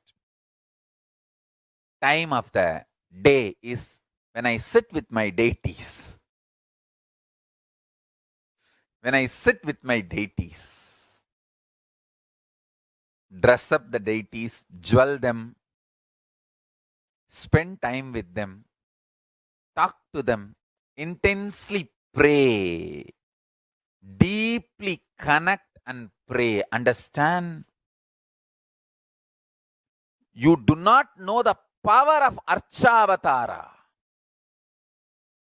God landing in physical deity form. Never underestimate the power of Archavatara. The Archavatara is equivalent to living avatara. What living avatar can do to you, an Archa avatara can do. Atma Linga I am giving to all of you is literally living Archa avatara. It's a piece of God. Literally.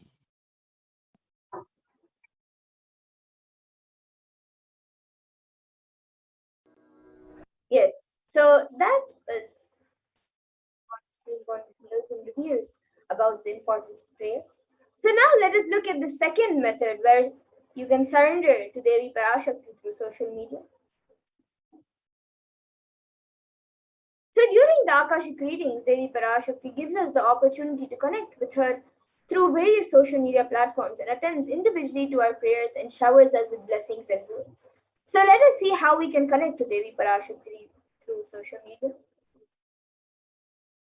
So on YouTube, the first step is to click and apply for the membership. You can become a member of the channel, and then you can ask your questions in the live YouTube comment section. And then in Facebook, you can like and follow Kailas as PhD Nithyananda Paramashivam Facebook page and ask your question in the comments in the live. And Twitter, you can follow at Sri Nithyananda, and you can ask your questions in the reply section of the tweet with the hashtag Ask the Avatar. And you can follow Sri Nithyananda on Instagram and ask your question in the comments.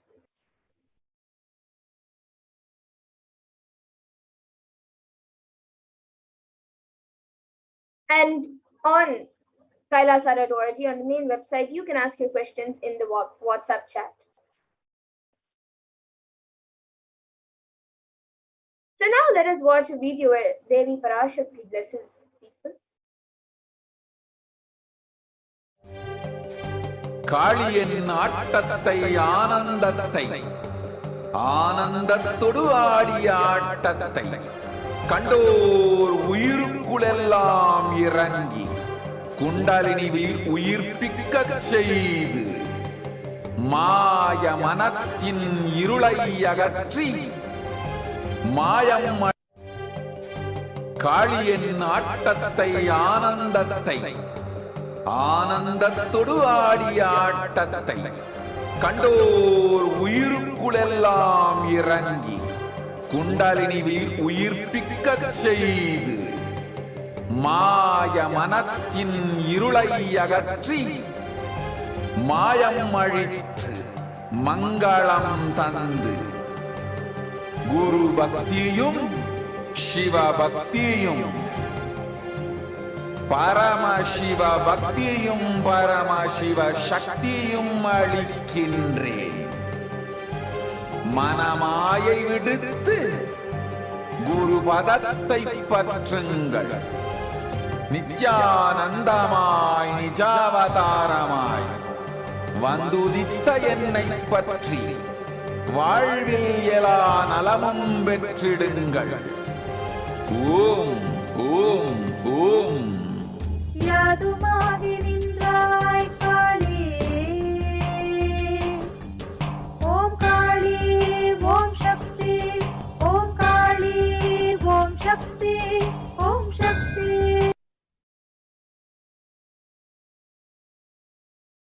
Yes, so now let us look at the third method where Devi Parashakti says we can worship Devi Parashakti by doing fire walking wherever she is residing. So the Supreme Point of Hinduism beautifully reveals that our rishis and munis have been adept and masters in every field, whether health or keeping the society safe in every field. So all the ratams, pujas, spiritual techniques, religious rituals, anything they designed is highly scientific and directly useful in the life. So coronavirus will not affect you at all because that fire walking time, that small blisters that you get just shoot up your whole immunity. That power to protect yourself from any virus or any problem. It's actually a powerful technique. It's very powerful technique followed in those days, especially during this season. Especially that is done very traditionally and systematically.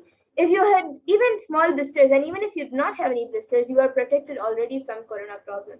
You will not be affected at all. Corona will not work on you. It will not affect you. And don't worry, it is a traditional way of making you immune. Actually, it is a traditional vaccination process. It's 11 feet length, the burning live charcoal on which you are supposed to walk, with the traditional powerful music which activates your limb system. That mukulam, we call it the back of the neck. This music will feel like it is hitting the back of your neck and the whole detox system is being awakened. In that peak altered state of consciousness, you will walk on fire. Not just like that you will walk. You will first awaken, trigger the detox system, and then walk on the fire, 11 feet fire pit. And if you do for one fire walking, you are absolutely protected from corona. Pray to Mahamariamman and do fire walking. That's it. It is like a traditional, powerful vaccination. Pray to Parashakti Mahamari and do Pache Patni Vratam. And do this traditional fire walking, you are absolutely protected from coronavirus. No need to panic. Traditional vaccination, panic, no bad side effect. Vaccination is the Hindu fire walking. So now let us watch a video where Swamiji, Supreme Point of Hinduism, describes the science behind fire walking.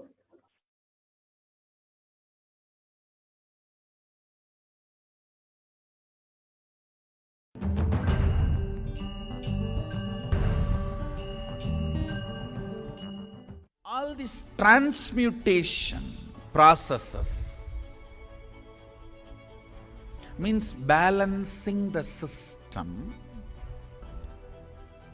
and awakening the whole consciousness to your whole body is what I call transmutation processes. Some parts of your body becomes insensitive to the existence because of the job it is doing, like a feet. Because of the continuous walking, it becomes insensitive. Your cheeks, how they are sensitive, they don't become they lose sensitivity to the reality. But for the complete Kundalini awakening, your whole body needs to be alive and experiencing the reality and ability to experience the higher consciousness. That is the reason we have the process of fireworking.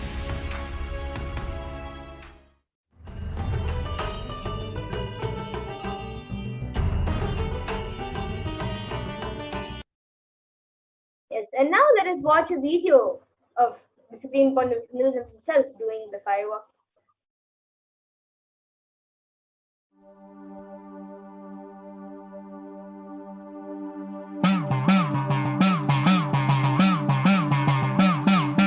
சத்தியம் காத்திடும் உத்தமத்தியே சத்குருவாய் வந்த நித்திய தாயே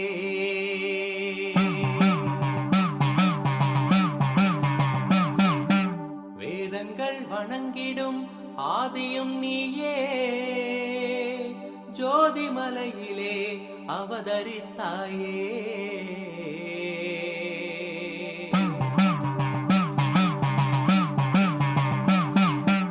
அவனியை பேணும் ஞானமும் நீயே அக்னி வடிவிலே அருள் புரிந்தாயே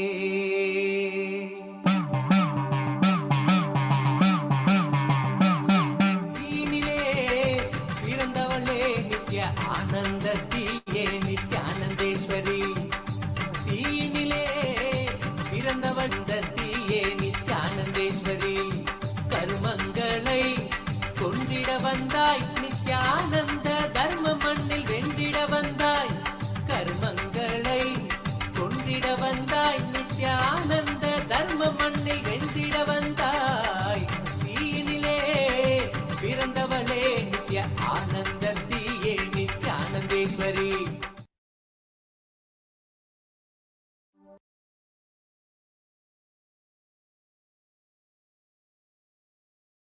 And many studies establishes how the firewalking increases higher levels of happiness and lower fatigue levels compared to people who have not done firewalking. So you can see a study conducted by the US National Study of Medicine's National Institutes of Health regarding the various effects and benefits of firewalking. And now let us see the fourth method, which is applying turmeric on your chest and drinking neem juice and meditating on Devi Parashakti every day. So let us see a video where Supreme Point of Hinduism reveals the benefits of neem juice.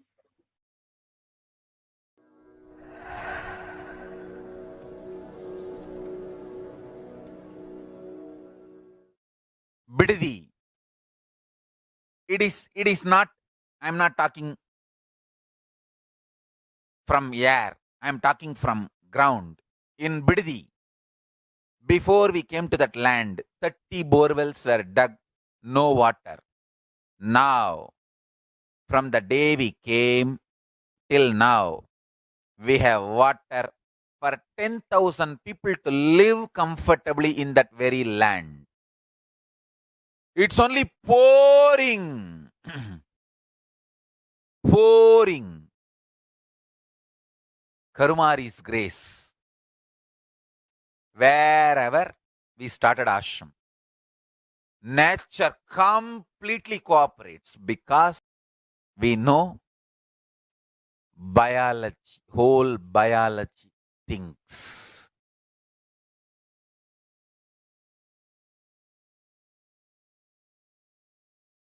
If you are having bitter relationships in your life, just start drinking bitter neem juice every morning.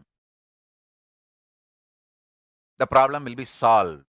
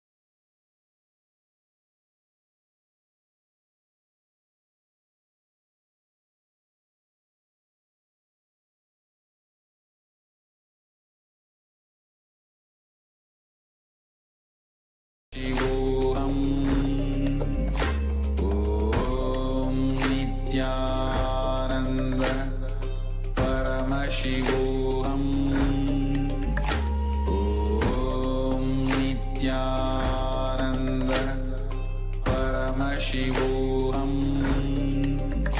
Om Nithyananda Paramashivoham. Om Nithyananda Paramashivoham.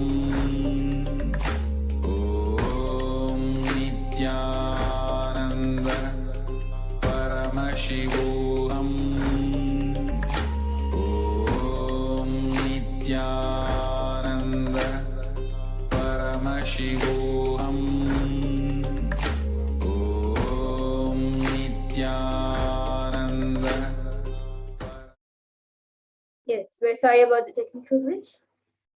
So now, in that video, Supreme Court of Hinduism explains how everyone should take bath with neem, turmeric, basma, and raita, and its benefits. And traditionally, turmeric is known for it as an anti-inflammatory effects, and curcumin has been shown in the last 2 decades to be a potent immunomodulatory agent that can modulate the activation of T cells and B cells, macrophages, neutrophils, natural killer cells, and dendritic cells.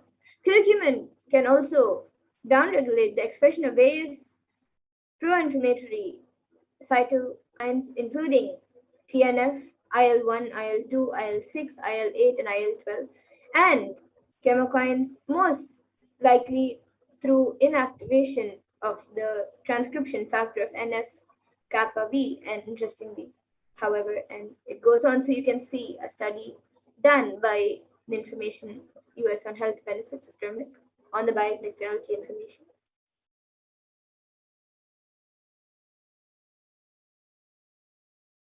And research shows that turmeric can modulate the activation of T cells, B cells, macrophages, neutrophils, natural killer cells, and dendritic cells, as well as enhance the body's antibody response. With a strengthened immune system, you will be more likely to stay healthy and be able to maintain an active lifestyle. So this is what is told about turmeric and neem.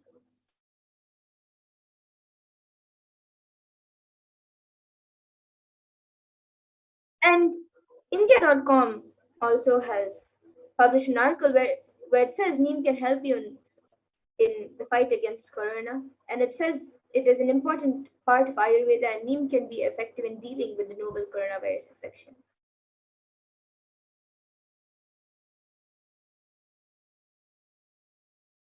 And further studies also, a study by KGMU says that turmeric and neem are effective against coronavirus as well.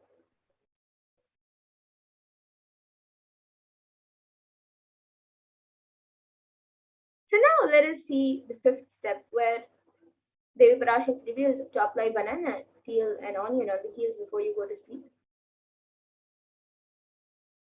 So before you go to sleep, you can rub banana peel and onion on your feet, and you can even place it there and just put a sock around, or you can tie a cloth to your feet and go to sleep.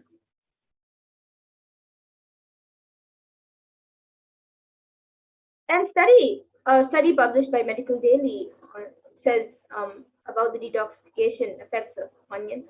And it says that onion contains a high amount of sulfur compounds, which not only gives onion the recognizable smell, but also a powerful detoxifying agent. And he told Medical Daily in an email, with more than 100 sulfur containing compounds, which are what cause the eyes tear. And onion can help in prevent the treat ailments from diabetes to heart disease with daily consumptions. So you can see how onion has a detoxifying effect.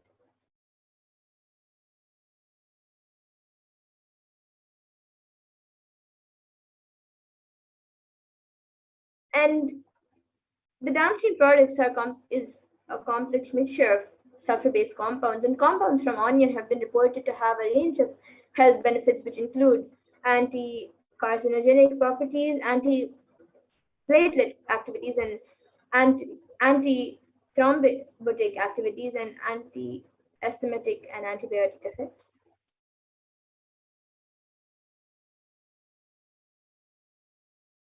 let us see the sixth step where the Parashakti reveals to be in unclutched state filled with bliss, filled with eternal bliss.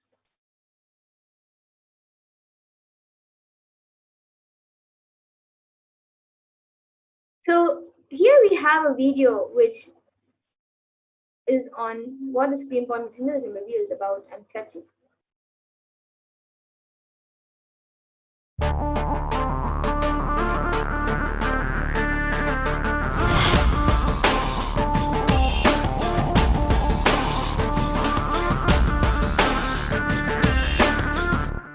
Is the organ which controls our whole physical being. Once our brain has been imbalanced, it will then transmit that balance throughout the whole body. Thought forms are pure energy to influence people and everyday events in life.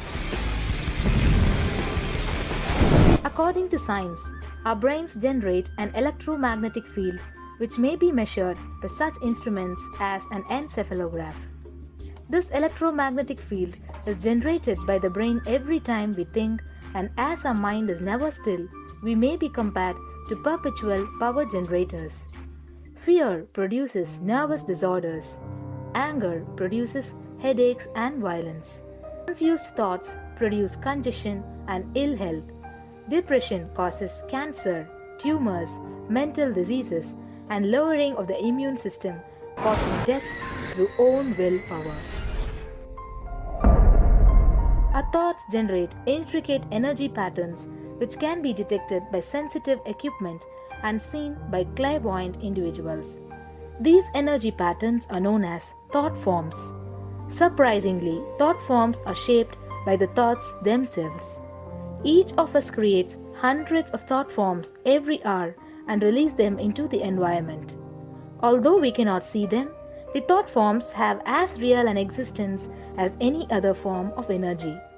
Most people can sense others' thought forms, and a continuous energetic exchange happens between people, about which we are usually unaware.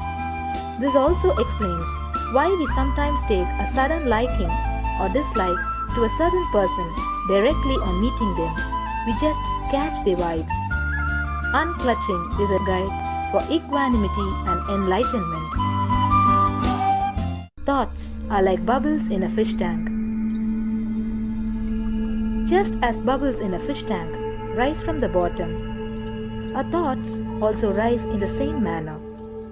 When one bubble comes and reaches the surface of the water, the next bubble starts and the third bubble starts.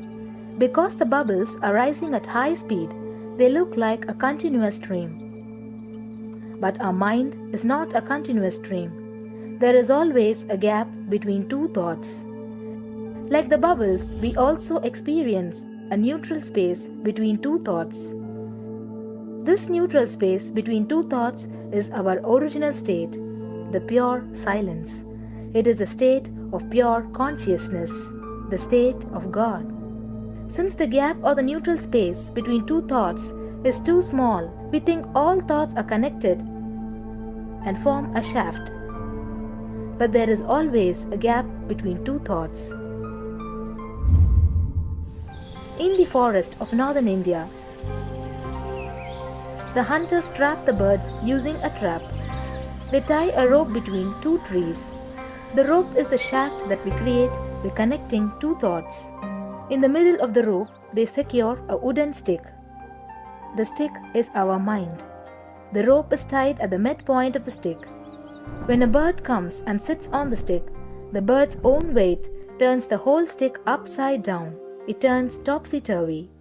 The moment it turns upside down and loses its sense of balance, it feels totally shaken and tightens its grip on the stick. It simply holds onto the stick as if its life depends on it. Similarly, we connect thoughts and form a shaft out of it and live in the fear that if we drop our mind, we might be lost. We might lose our identity. Because it is hanging upside down, it thinks, if I unclutch from this stick, I will fall and die. It's similar to the fear that if we start trusting that we are unconnected, unclutched, independent and illogical thoughts, we might be lost. If the bird lets go and relaxes, it may flutter to balance for a moment or two. When it leaves the stick, maybe for a few seconds, it will fall, but then it will adjust itself and start flying. In the same way, we hold on to whatever we think is our identity and security, our education, our mind, our life, our relationships, or our bank balance. Ultimately comes to remove the stick, that is, our identity. Just like the bird, we don't realize that if we drop our mind, at that moment we can become a Paramahamsa. That very moment we can be liberated.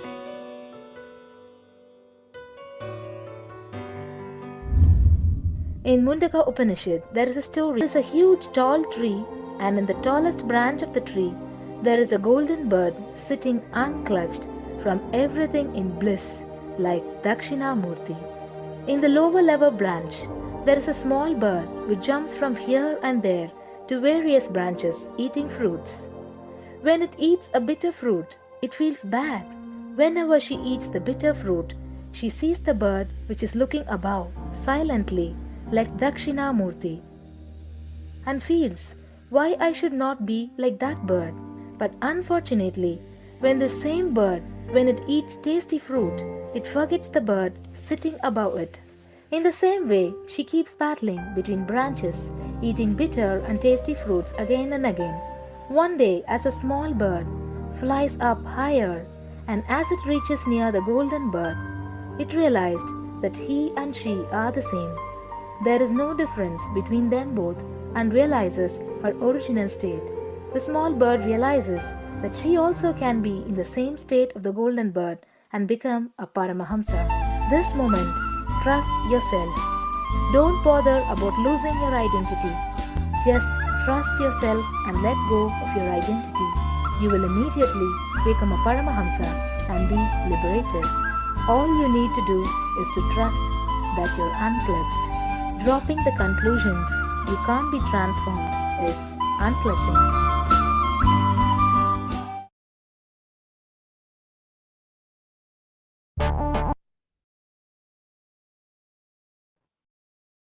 Yes, so to experience unclutching, you can, whenever you're free, now in the interest of time, we will be moving on, but whenever you're free in your own time, you can take a few minutes and experience unclutching. So you can sit straight with your head, neck, and spine in a straight line.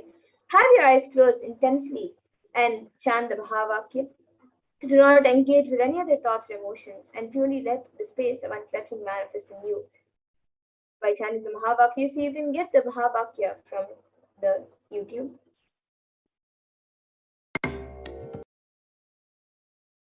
And now with that, we will be seeing the next two steps for this out of the 8 methods after a really short break. So please stay tuned and we will be back after a short break for the next 2 methods of this.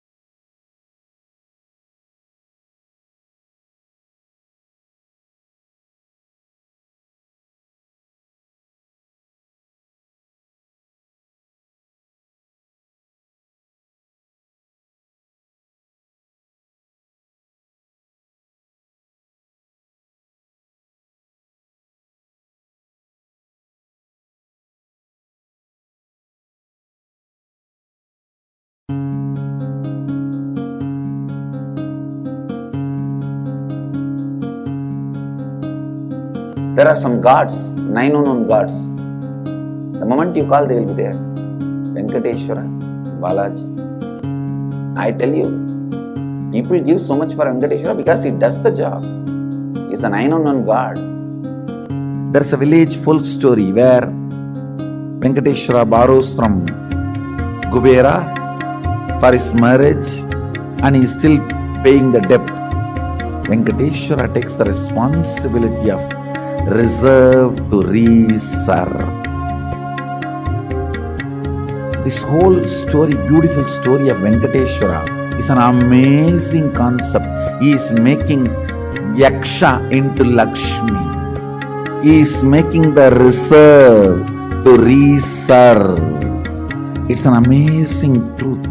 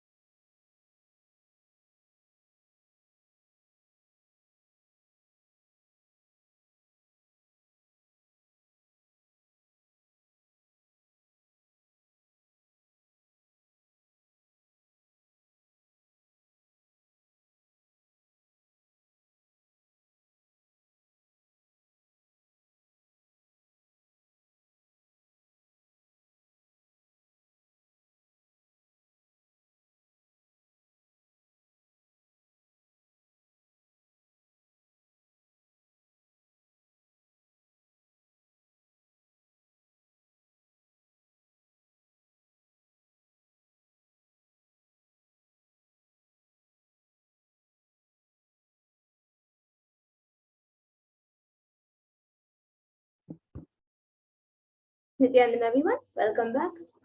We're sorry about the technical glitch and the delay.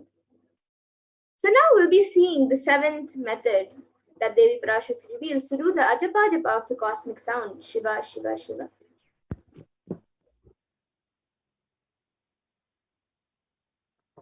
A study conducted by the U.S. National Library of Medicine on the benefits of chanting establishes how the ajapa japa direct and positive benefits for the physical health as well as the mental well-being. And the study correlates the chanting of the ajapa japa to the vagus nerve stimulation used as a treatment for depression and epilepsy. Here you can see the rest of the article published.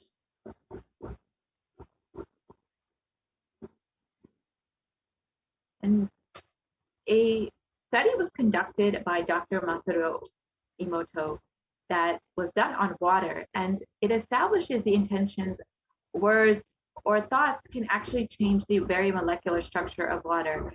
This interesting research clearly depicts that how when the water is being exposed to positive sounds, like words of affirmation, the molecular formation in the water becomes very beautiful, pleasant, and into a beautiful crystal structure. However, when negative sounds and negative words are exposed to water, the molecular structure becomes very disfigured, disintegrated, and distorted. So we can, in the next slide, we can see some of these visuals. So yes, when words like compassion, thank you, wisdom are exposed to water, you can see it forms these beautiful snowflake-like structures. The molecular formation of the water becomes like this. However, when negative sounds or words are played to water, like such as heavy metal music or words like I will kill you or you fool, you can see how the molecular formation of water becomes disintegrated and distorted, disfigured, and completely disfigured. So you can imagine what happens inside your body when it is exposed to positive sounds and vibrations like the ajupa ajupa, because your body is composed up to 60% water. So these sacred sounds, these powerful mantras will have a very strong effect within your body. So you can become a part of the Global Unclutching Initiative and log your minutes for peace at kailasa.tv/minutes for peace. And the Supreme Council of Hinduism has revealed that if 10,000 people can do this just for 3 months, we can give such powerful superconscious breakthrough to whole of humanity, because all of us are interconnected. We are not all islands. These are fundamental truths. When you start unclutching, Kailasa starts experiencing the joy, bliss of you unclutching. Nothing goes waste in this cosmos. So unclutching will not just be beneficial for you, but will be beneficial for the whole of humanity. And when you are able to become a part of this, you can go ahead and sign up and log your minutes at kailasa.tv/minutes for peace and ensure that you are experiencing this space of unclutching. And the last method that Devi Parashakti has revealed as the way to protect yourself from corona is being in the state beyond any remembrance or forgetting in the Arunachala Spurana that blossoms as aham, aham, the Ananda Spurana. So Devi has revealed that being in the state beyond remembrance and forgetting will protect you from the coronavirus. So Devi has revealed so many methods in order to protect yourself from coronavirus, and of course, in order to ensure that you are staying safe during this time. And one of the best ways you can do this is by praying to Devi Parashakti, as revealed by Devi herself. In order to protect yourself from corona, you can pray and meditate on Devi, which was the first method revealed by Devi Parashakti. So connecting with Devi will give you so many benefits, not just protecting you from corona, but will help you manifest any reality that you want. So you can stay tuned for this next segment and understand how you can connect with Devi Parashakti, how you can experience that causeless bliss by just praying Devi Parashakti and receive all the boons and blessings that Devi has to shower upon you. So in this segment, we will understand some of the various offerings that we can make to Devi Parashakti. And it is not that these offerings are made out of any fear or out of greed. It is not that Devi will receive anything by you making this offering, but you are allowing Devi to bless you, to shower all of her energy upon you. When you open your being up, when you allow Devi into your life, when you allow the Supreme Concept into your life to bless and guide you, you will receive much, much more in your life. No matter what, Devi Parashakti, the Supreme Concept of Hindu Swamiji, are going to continuously shower you, are going to continuously bless you.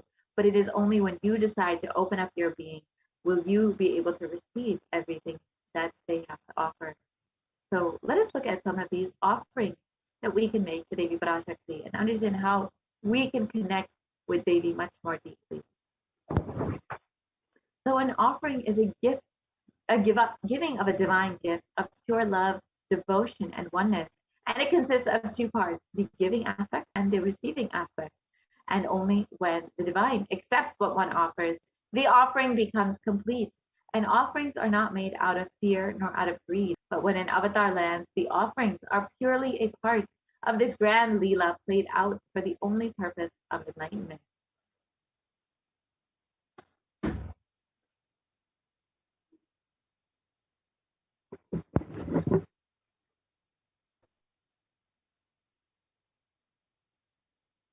And today, as we get ready to receive Devi Parashakti, to have the darshan of Devi Parashakti, and get ready to receive her with our gifts of devotion, let us see this Dhyana Shloka from the Mula Agama, Manonmani Dhyana, which describes the beauty, the grace, and compassion of Devi Parashakti.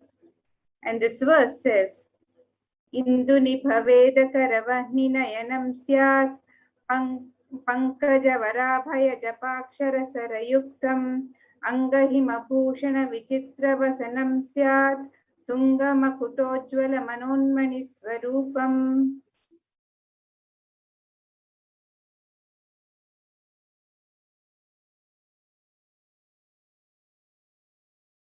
And the meaning of this verse: moon-like face holding Veda books on hand, fire in eyes, with lotus flower gracing and blessing hands, and one hand with Japamala, beautifully decorated with jeweled ornaments, in wonderful clothes and shining crown. Her name is Manonmani. And another Dhyana Shloka on Devi Parashakti. This verse says, ध्यायेत् देवीं त्रिनेत्रां शशिनिभवदनां वेदहस्तां दधानां सव्ये पद्मां वरदमपरे चाभयं चाक्षमालां दिव्यैराभरणैर्विभूषिततनुं ब्रह्मादिभिः पूजितां देवीमेव मनोन्मणीं प्रतिदिनं कामार्थदात्रीं शुभाम्.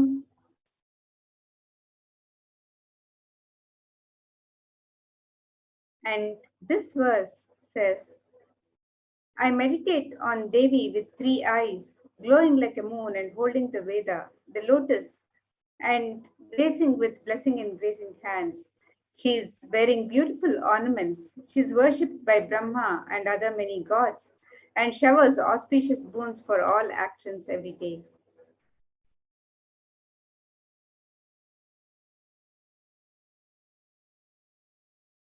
And further, in the Hindu scriptures, there is an abundance of the mention of gold as the sacred and divine element through which offerings are made. So let us see this Shastra Pramana from Atharva Veda, which describes the significance of the divine element of gold. And this verse says, Tredhajitam janmanedam hiranyam agnerekam priyatamam bhabhuva somasyaikyam insitasya parapatata apamekam veda samreta ahutatte hiranyam trividastva vaivishe. The translation: triply born by birth is this gold. From the atoms of Agni is one. It becomes dearest to Agni. One fell away from the Soma when it was heard. One they call the seed of virtuous and powerful Apa, the watery molecules.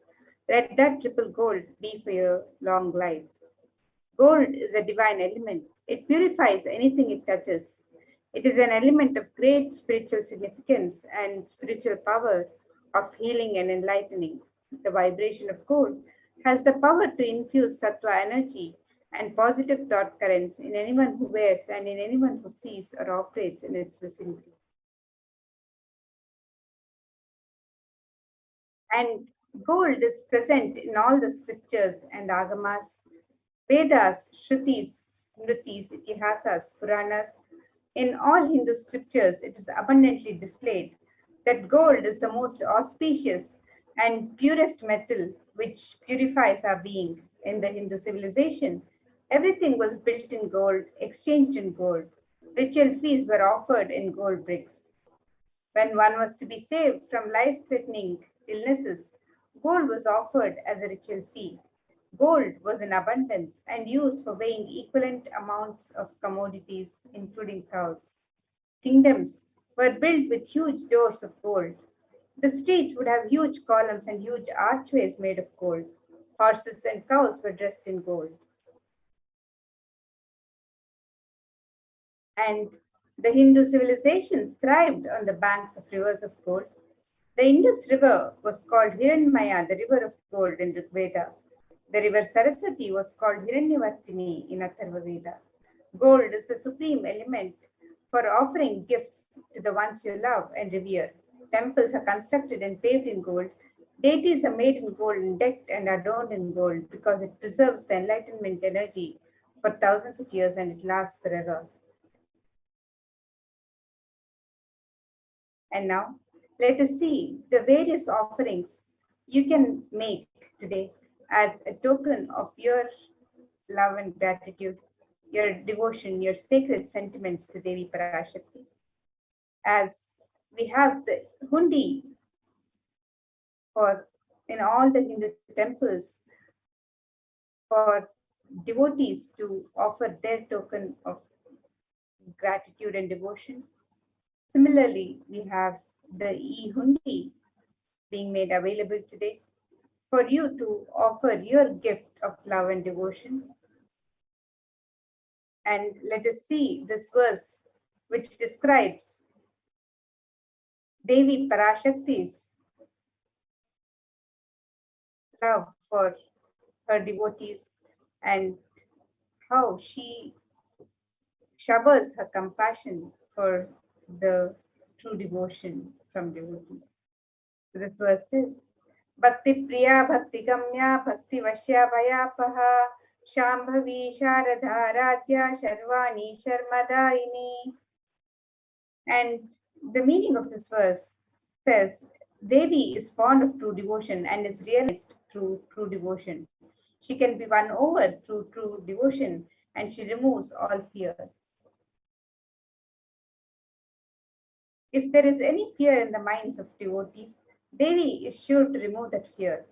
It is stated that Devi likes to be worshipped in autumn. Here, it is meant the autumn of our lives. When thoughts turn more and more inwards, the role of the divine is known and understood clearly. The need for Devi worship then becomes stronger. Shambhavi is the consort of Shambhu, of Lord Shiva. Sharadharadhya means worshipped by Devi Sharada, Devi Saraswati. Sharvani is the wife of Lord Shiva. In the Linga Purana, Lord Shiva is called Sharva in his earth form. Sharmadaini is the Devi who bestows happiness on devotees. And today, you can offer your devotion and love to Devi Parashakti by offering your Kanika in the e-hundi, and your name is also chanted during the puja to Devi Parashakti.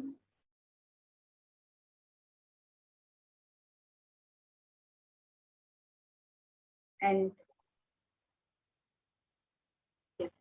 The next offering that you can make is the Sankalpa chanting, the offering of your conscious resolution to Devi Parashakti.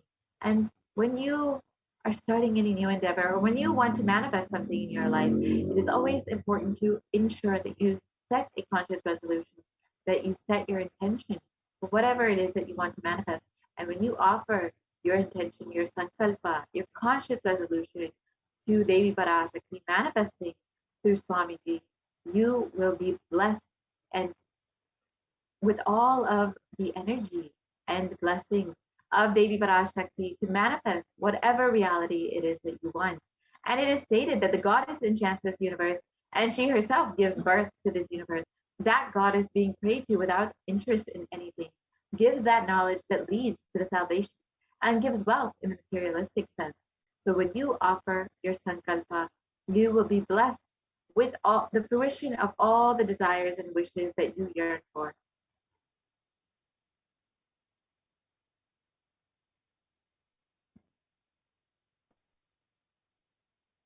the next offering is the Sahasranama Swarnakas, the offering of the pure gold coin inscribed with one of the 1008 sacred names of Devi Parashakti.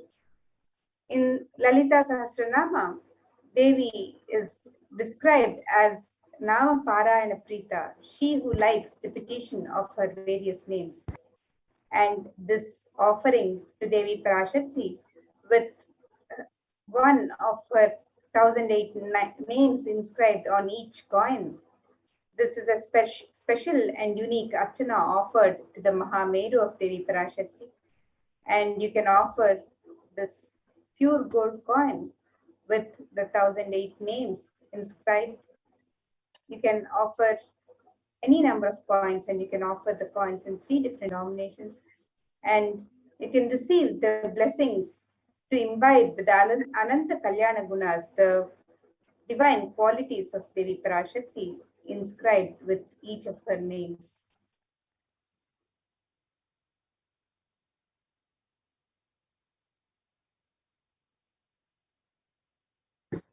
The next offering that you can make is the Mukta Anguti, the finger ring with a pearl. And Devi is well known to be always adorned in pearls and to be fond of pearls. And of course, the pearl represents the ocean of compassion that is Devi Parashakti. And it is described, I bow to the goddess Meenakshi, whose crown has garlands of pearls, and the face shining like a full moon, who wears anklets that are studded with gemstones and has small bells, who is shining like the splendor of the lotus, who grants all the wishes, the daughter of the mountain, who is worshipped by goddesses Vani and Rama. I remain ever bowing to the goddess Meenakshi, the ocean of compassion. And it is Devi Parashakti's ocean of compassion that you will be showered with when you offer this Mukta Anguti, the finger ring with a pearl. And you will be granted all of the wishes that you have in your life and receive the blessings to be showered by Devi Parashakti's compassion and pure love in all of your business endeavors.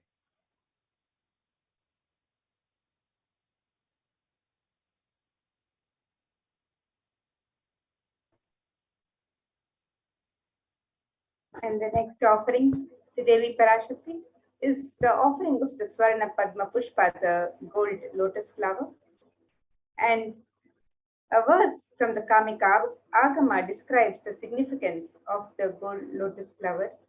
The verse says, Ashtavidyeshwaropeta Kumbhavarana Samyutam Sarve Sasutra Vastradya Hema Pankaja Bhushitaha Sapitanna Kurchascha Pakva Bilva Palaprabha Snapanadhyaya Samsiddha Pramanena Samanvitaha. And this verse describes that all the kalashas should be wound around with suitable thread and covered with a new cloth. They should be adorned with the lotus flower made of gold. In the Hindu tradition, there are hundreds of scriptural references for using the lotus in the worship of Paramashiva. Almost everything in the worship of the ultimate involves the consecration of deities of worship or meditating on the mudras and asanas used during worship. All of these involve the lotus flower, the lotus leaf, the lotus pericarp, the lotus petals. The lotus is a divine flower in the Hindu tradition. The Shakti of Paramashiva is also called the lotus. Base of Paramashiva Linga is the lotus, the disciple of Paramashiva lotus, a one who's about to bloom. And today you can offer the gold lotus in any of 3 different sizes that you would like to offer, and be blessed to have the state, space, powers, and being of Devi Parashakti in your inner space in the midst of any and every adverse situation in life.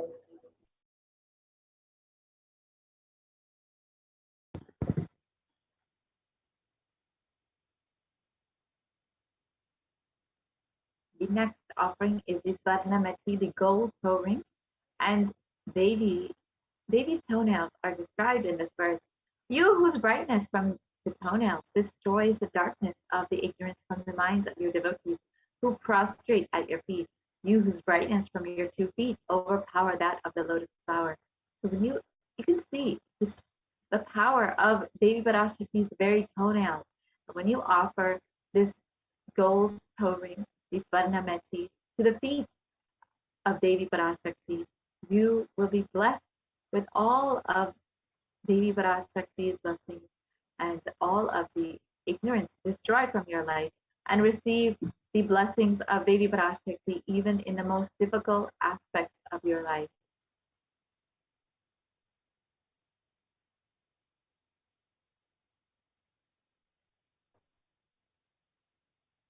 And the next offering to Devi Parashakti is the offering of the Swarna Mamtika, the gold hairline jewelry.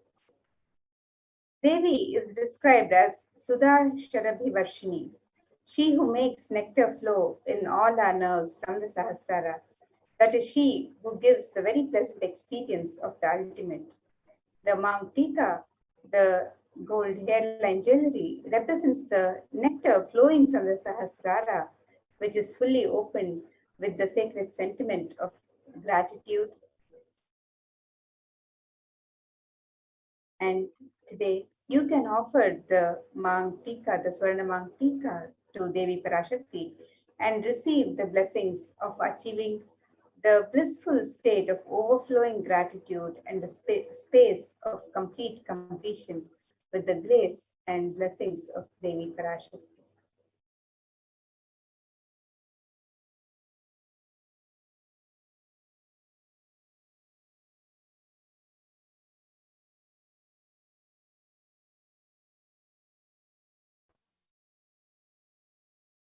And the next offering for Devi Parashakti is the offering of the Pratyaksha Pada Puja. And the Saundarya Lahari describes the illumining splendor of Devi's feet, Devi's toenails, dispel the darkness of ignorance in the devotees prostrating at her feet. Her feet defeat the lotus in beauty. And it states the nails have been sharpened by constantly being touched by the crowns of celestial beings who always prostrate before Devi. And in the Tamoguna, describing indicative of the ignorance of in the minds of devotees, this ignorance is removed and they attain the supreme knowledge. And offering of the Pratyaksha Pada Puja blesses the Yajaman with all the auspiciousness, the grace and blessings of Devi Parashakti and of the Supreme Pontiff of Hinduism, the Nijavatara of Devi Parashakti, manifesting during the darshan today. So you can receive the grace and blessings of Devi Parashakti by offering the Pratyaksha Pada Puja and be blessed with all the auspiciousness in your life.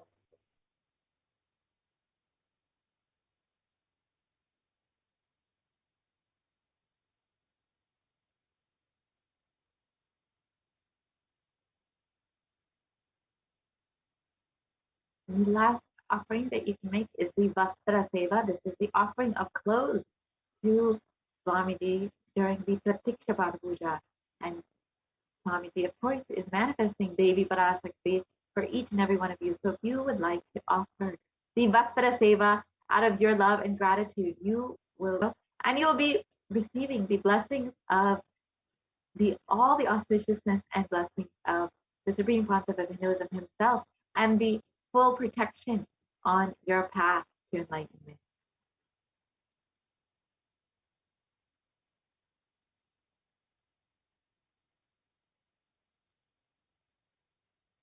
Here you have the list of offerings that you can make. The E-Hundi offering, which is the general donation of any amount. The Sankalpa chanting, which is just $1. The Devi Sahasranama Svarna Kasu. The Mukta Anguti, the Svarna Padma Pushpa, the Svarna Metti, the Svarna Mantika, the Pratiksha Pada Puja, and the Vastra Seva.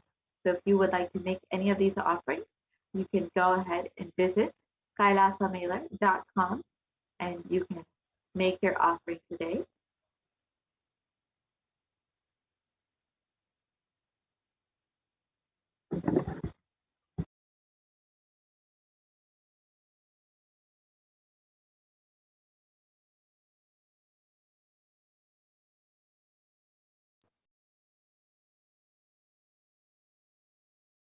And here you can see the website where you can make all of these offerings today, www.kailasamailer.com/sevas, and you can scroll down and click on this link for e-hundi on step 2. And you can also make your offerings of jewelry or seva, any other offerings that you would like to offer to Devi Parashakti as your personal gift to her, as an expression of your sacred sentiments for her. You can make any offering of your choice at this link. So the e-hundi offering is available in multiple currencies: the US dollar, the Canadian dollar, the Australian dollar, New Zealand dollar, euros, Indian rupees, Singaporean dollar, Malaysian ringgits, Great Britain pound, the Chinese yen, and you can make the offering in any amount of your choice. And you can also make the offerings of jewelry and any other sevas that you would like to offer to Devi Parashakti. You can offer on this website where you can sign up for any offerings and enter the details of the sankalpa that you would like to make, along with the names of your family members and your name, and be blessed with the grace and compassion of Devi Parashakti. So with this, now we will conclude this segment of the program, and let us get ready to learn more in the next upcoming segments about the various facilities being made available to humanity through the various spiritual embassies of Kailasa.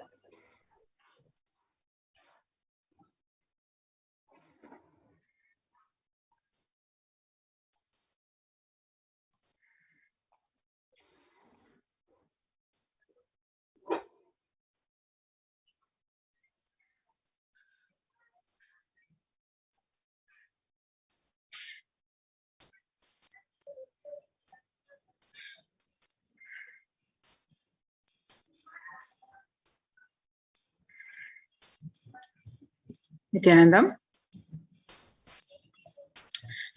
everyone. So welcome back to this segment.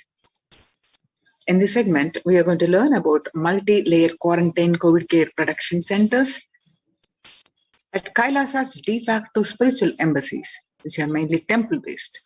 So, with the blessings of the Supreme Pontiff of Hinduism, Jagadguru Mahasannidhanam, His Divine Holiness Bhagwan Nithyananda Paramashivan's blessings, let's start with the Sadguru Vandanam. Nithyanandam Paramasugadam Kevalam Jnanamurtim Dandvatitam Gagana Sadusham Tattvamasya Ekam Nityam Vimalamachalam Sarvadi Sakshibhutam Bhavatitam Trigunarahitam Sadrum Tam Namami.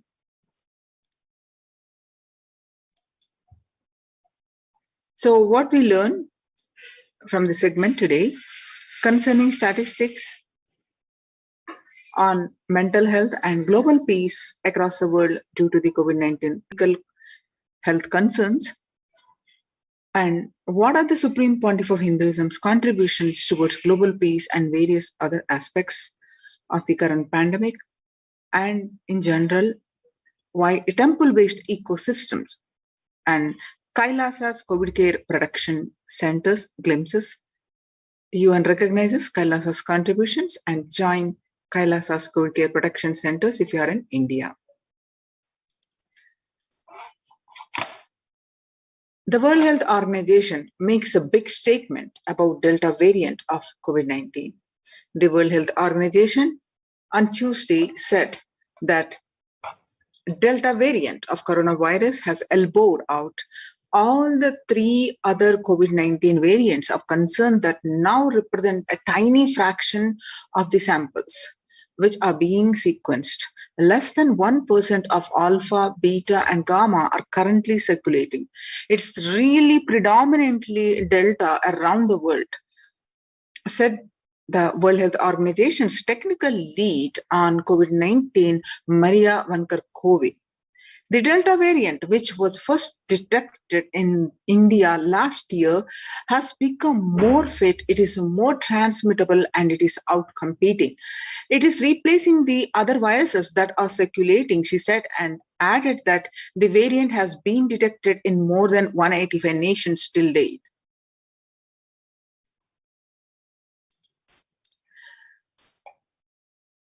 COVID-19 has killed more Americans than the influenza pandemic of 1918 to 19.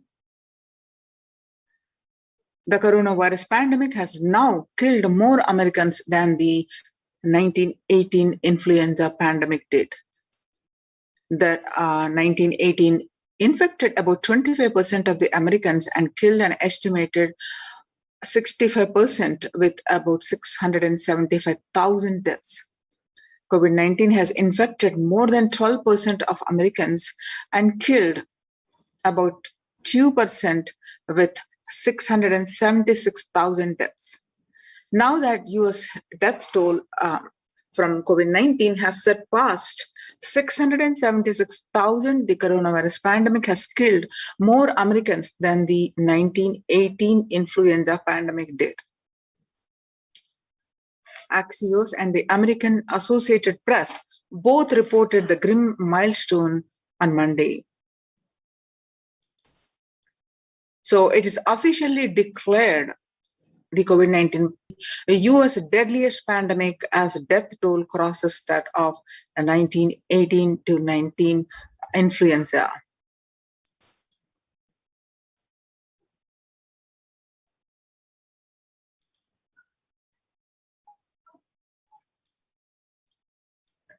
People infected with alpha variant exhales 100 times more virus into the air originally, according to a study. The University of Maryland researchers suggested the need for better ventilation and tight-fitting masks in addition to widespread vaccination to help stop spread of the virus. The findings showed that the amount of virus in the air coming from alpha variant infections much more. 18 times more than could be explained by the increased amount of virus in the nasal swabs and saliva. Increases in airborne virus from alpha infections occurred before the Delta variant arrived and indicate that the virus is evolving to be better at traveling through the air. We know that the Delta variant circulating now is even more contagious than the Alpha variant. Our researchers indicate that the variant just keep getting better at traveling through the air. So we must provide better ventilation and wear tight-fitting masks in addition to vaccination to help stop spread of the virus, said Dr. Mon Milton, Professor of Environmental Health at the university's School of Public Health. 6 feet distance may not be enough to prevent viral transmission indoors. In Washington, physical distancing of 2 meters, about 6.5 feet, may not be enough to sufficiently prevent transmission of virus carrying airborne aerosols indoors, according to a study. The result published in the journal Sustainable Cities and Society suggested that the physical distance alone is not enough to prevent human exposure to exalted aerosols and should be implemented with other control strategies such as masking and adequate ventilation. The researchers examined 3 factors: the amount and rate of air ventilated through a space, the indoor airflow pattern associated with the different ventilation strategies, and the aerosol admission mode of breathing versus talking. They also compared transport of tracer gas typically employed to test leaks in airtight systems and human respiratory aerosols ranging in size from the 1 to 10 micrometers. Aerosols in this range can carry SARS-CoV-2, the virus that causes COVID-19. COVID-19 variant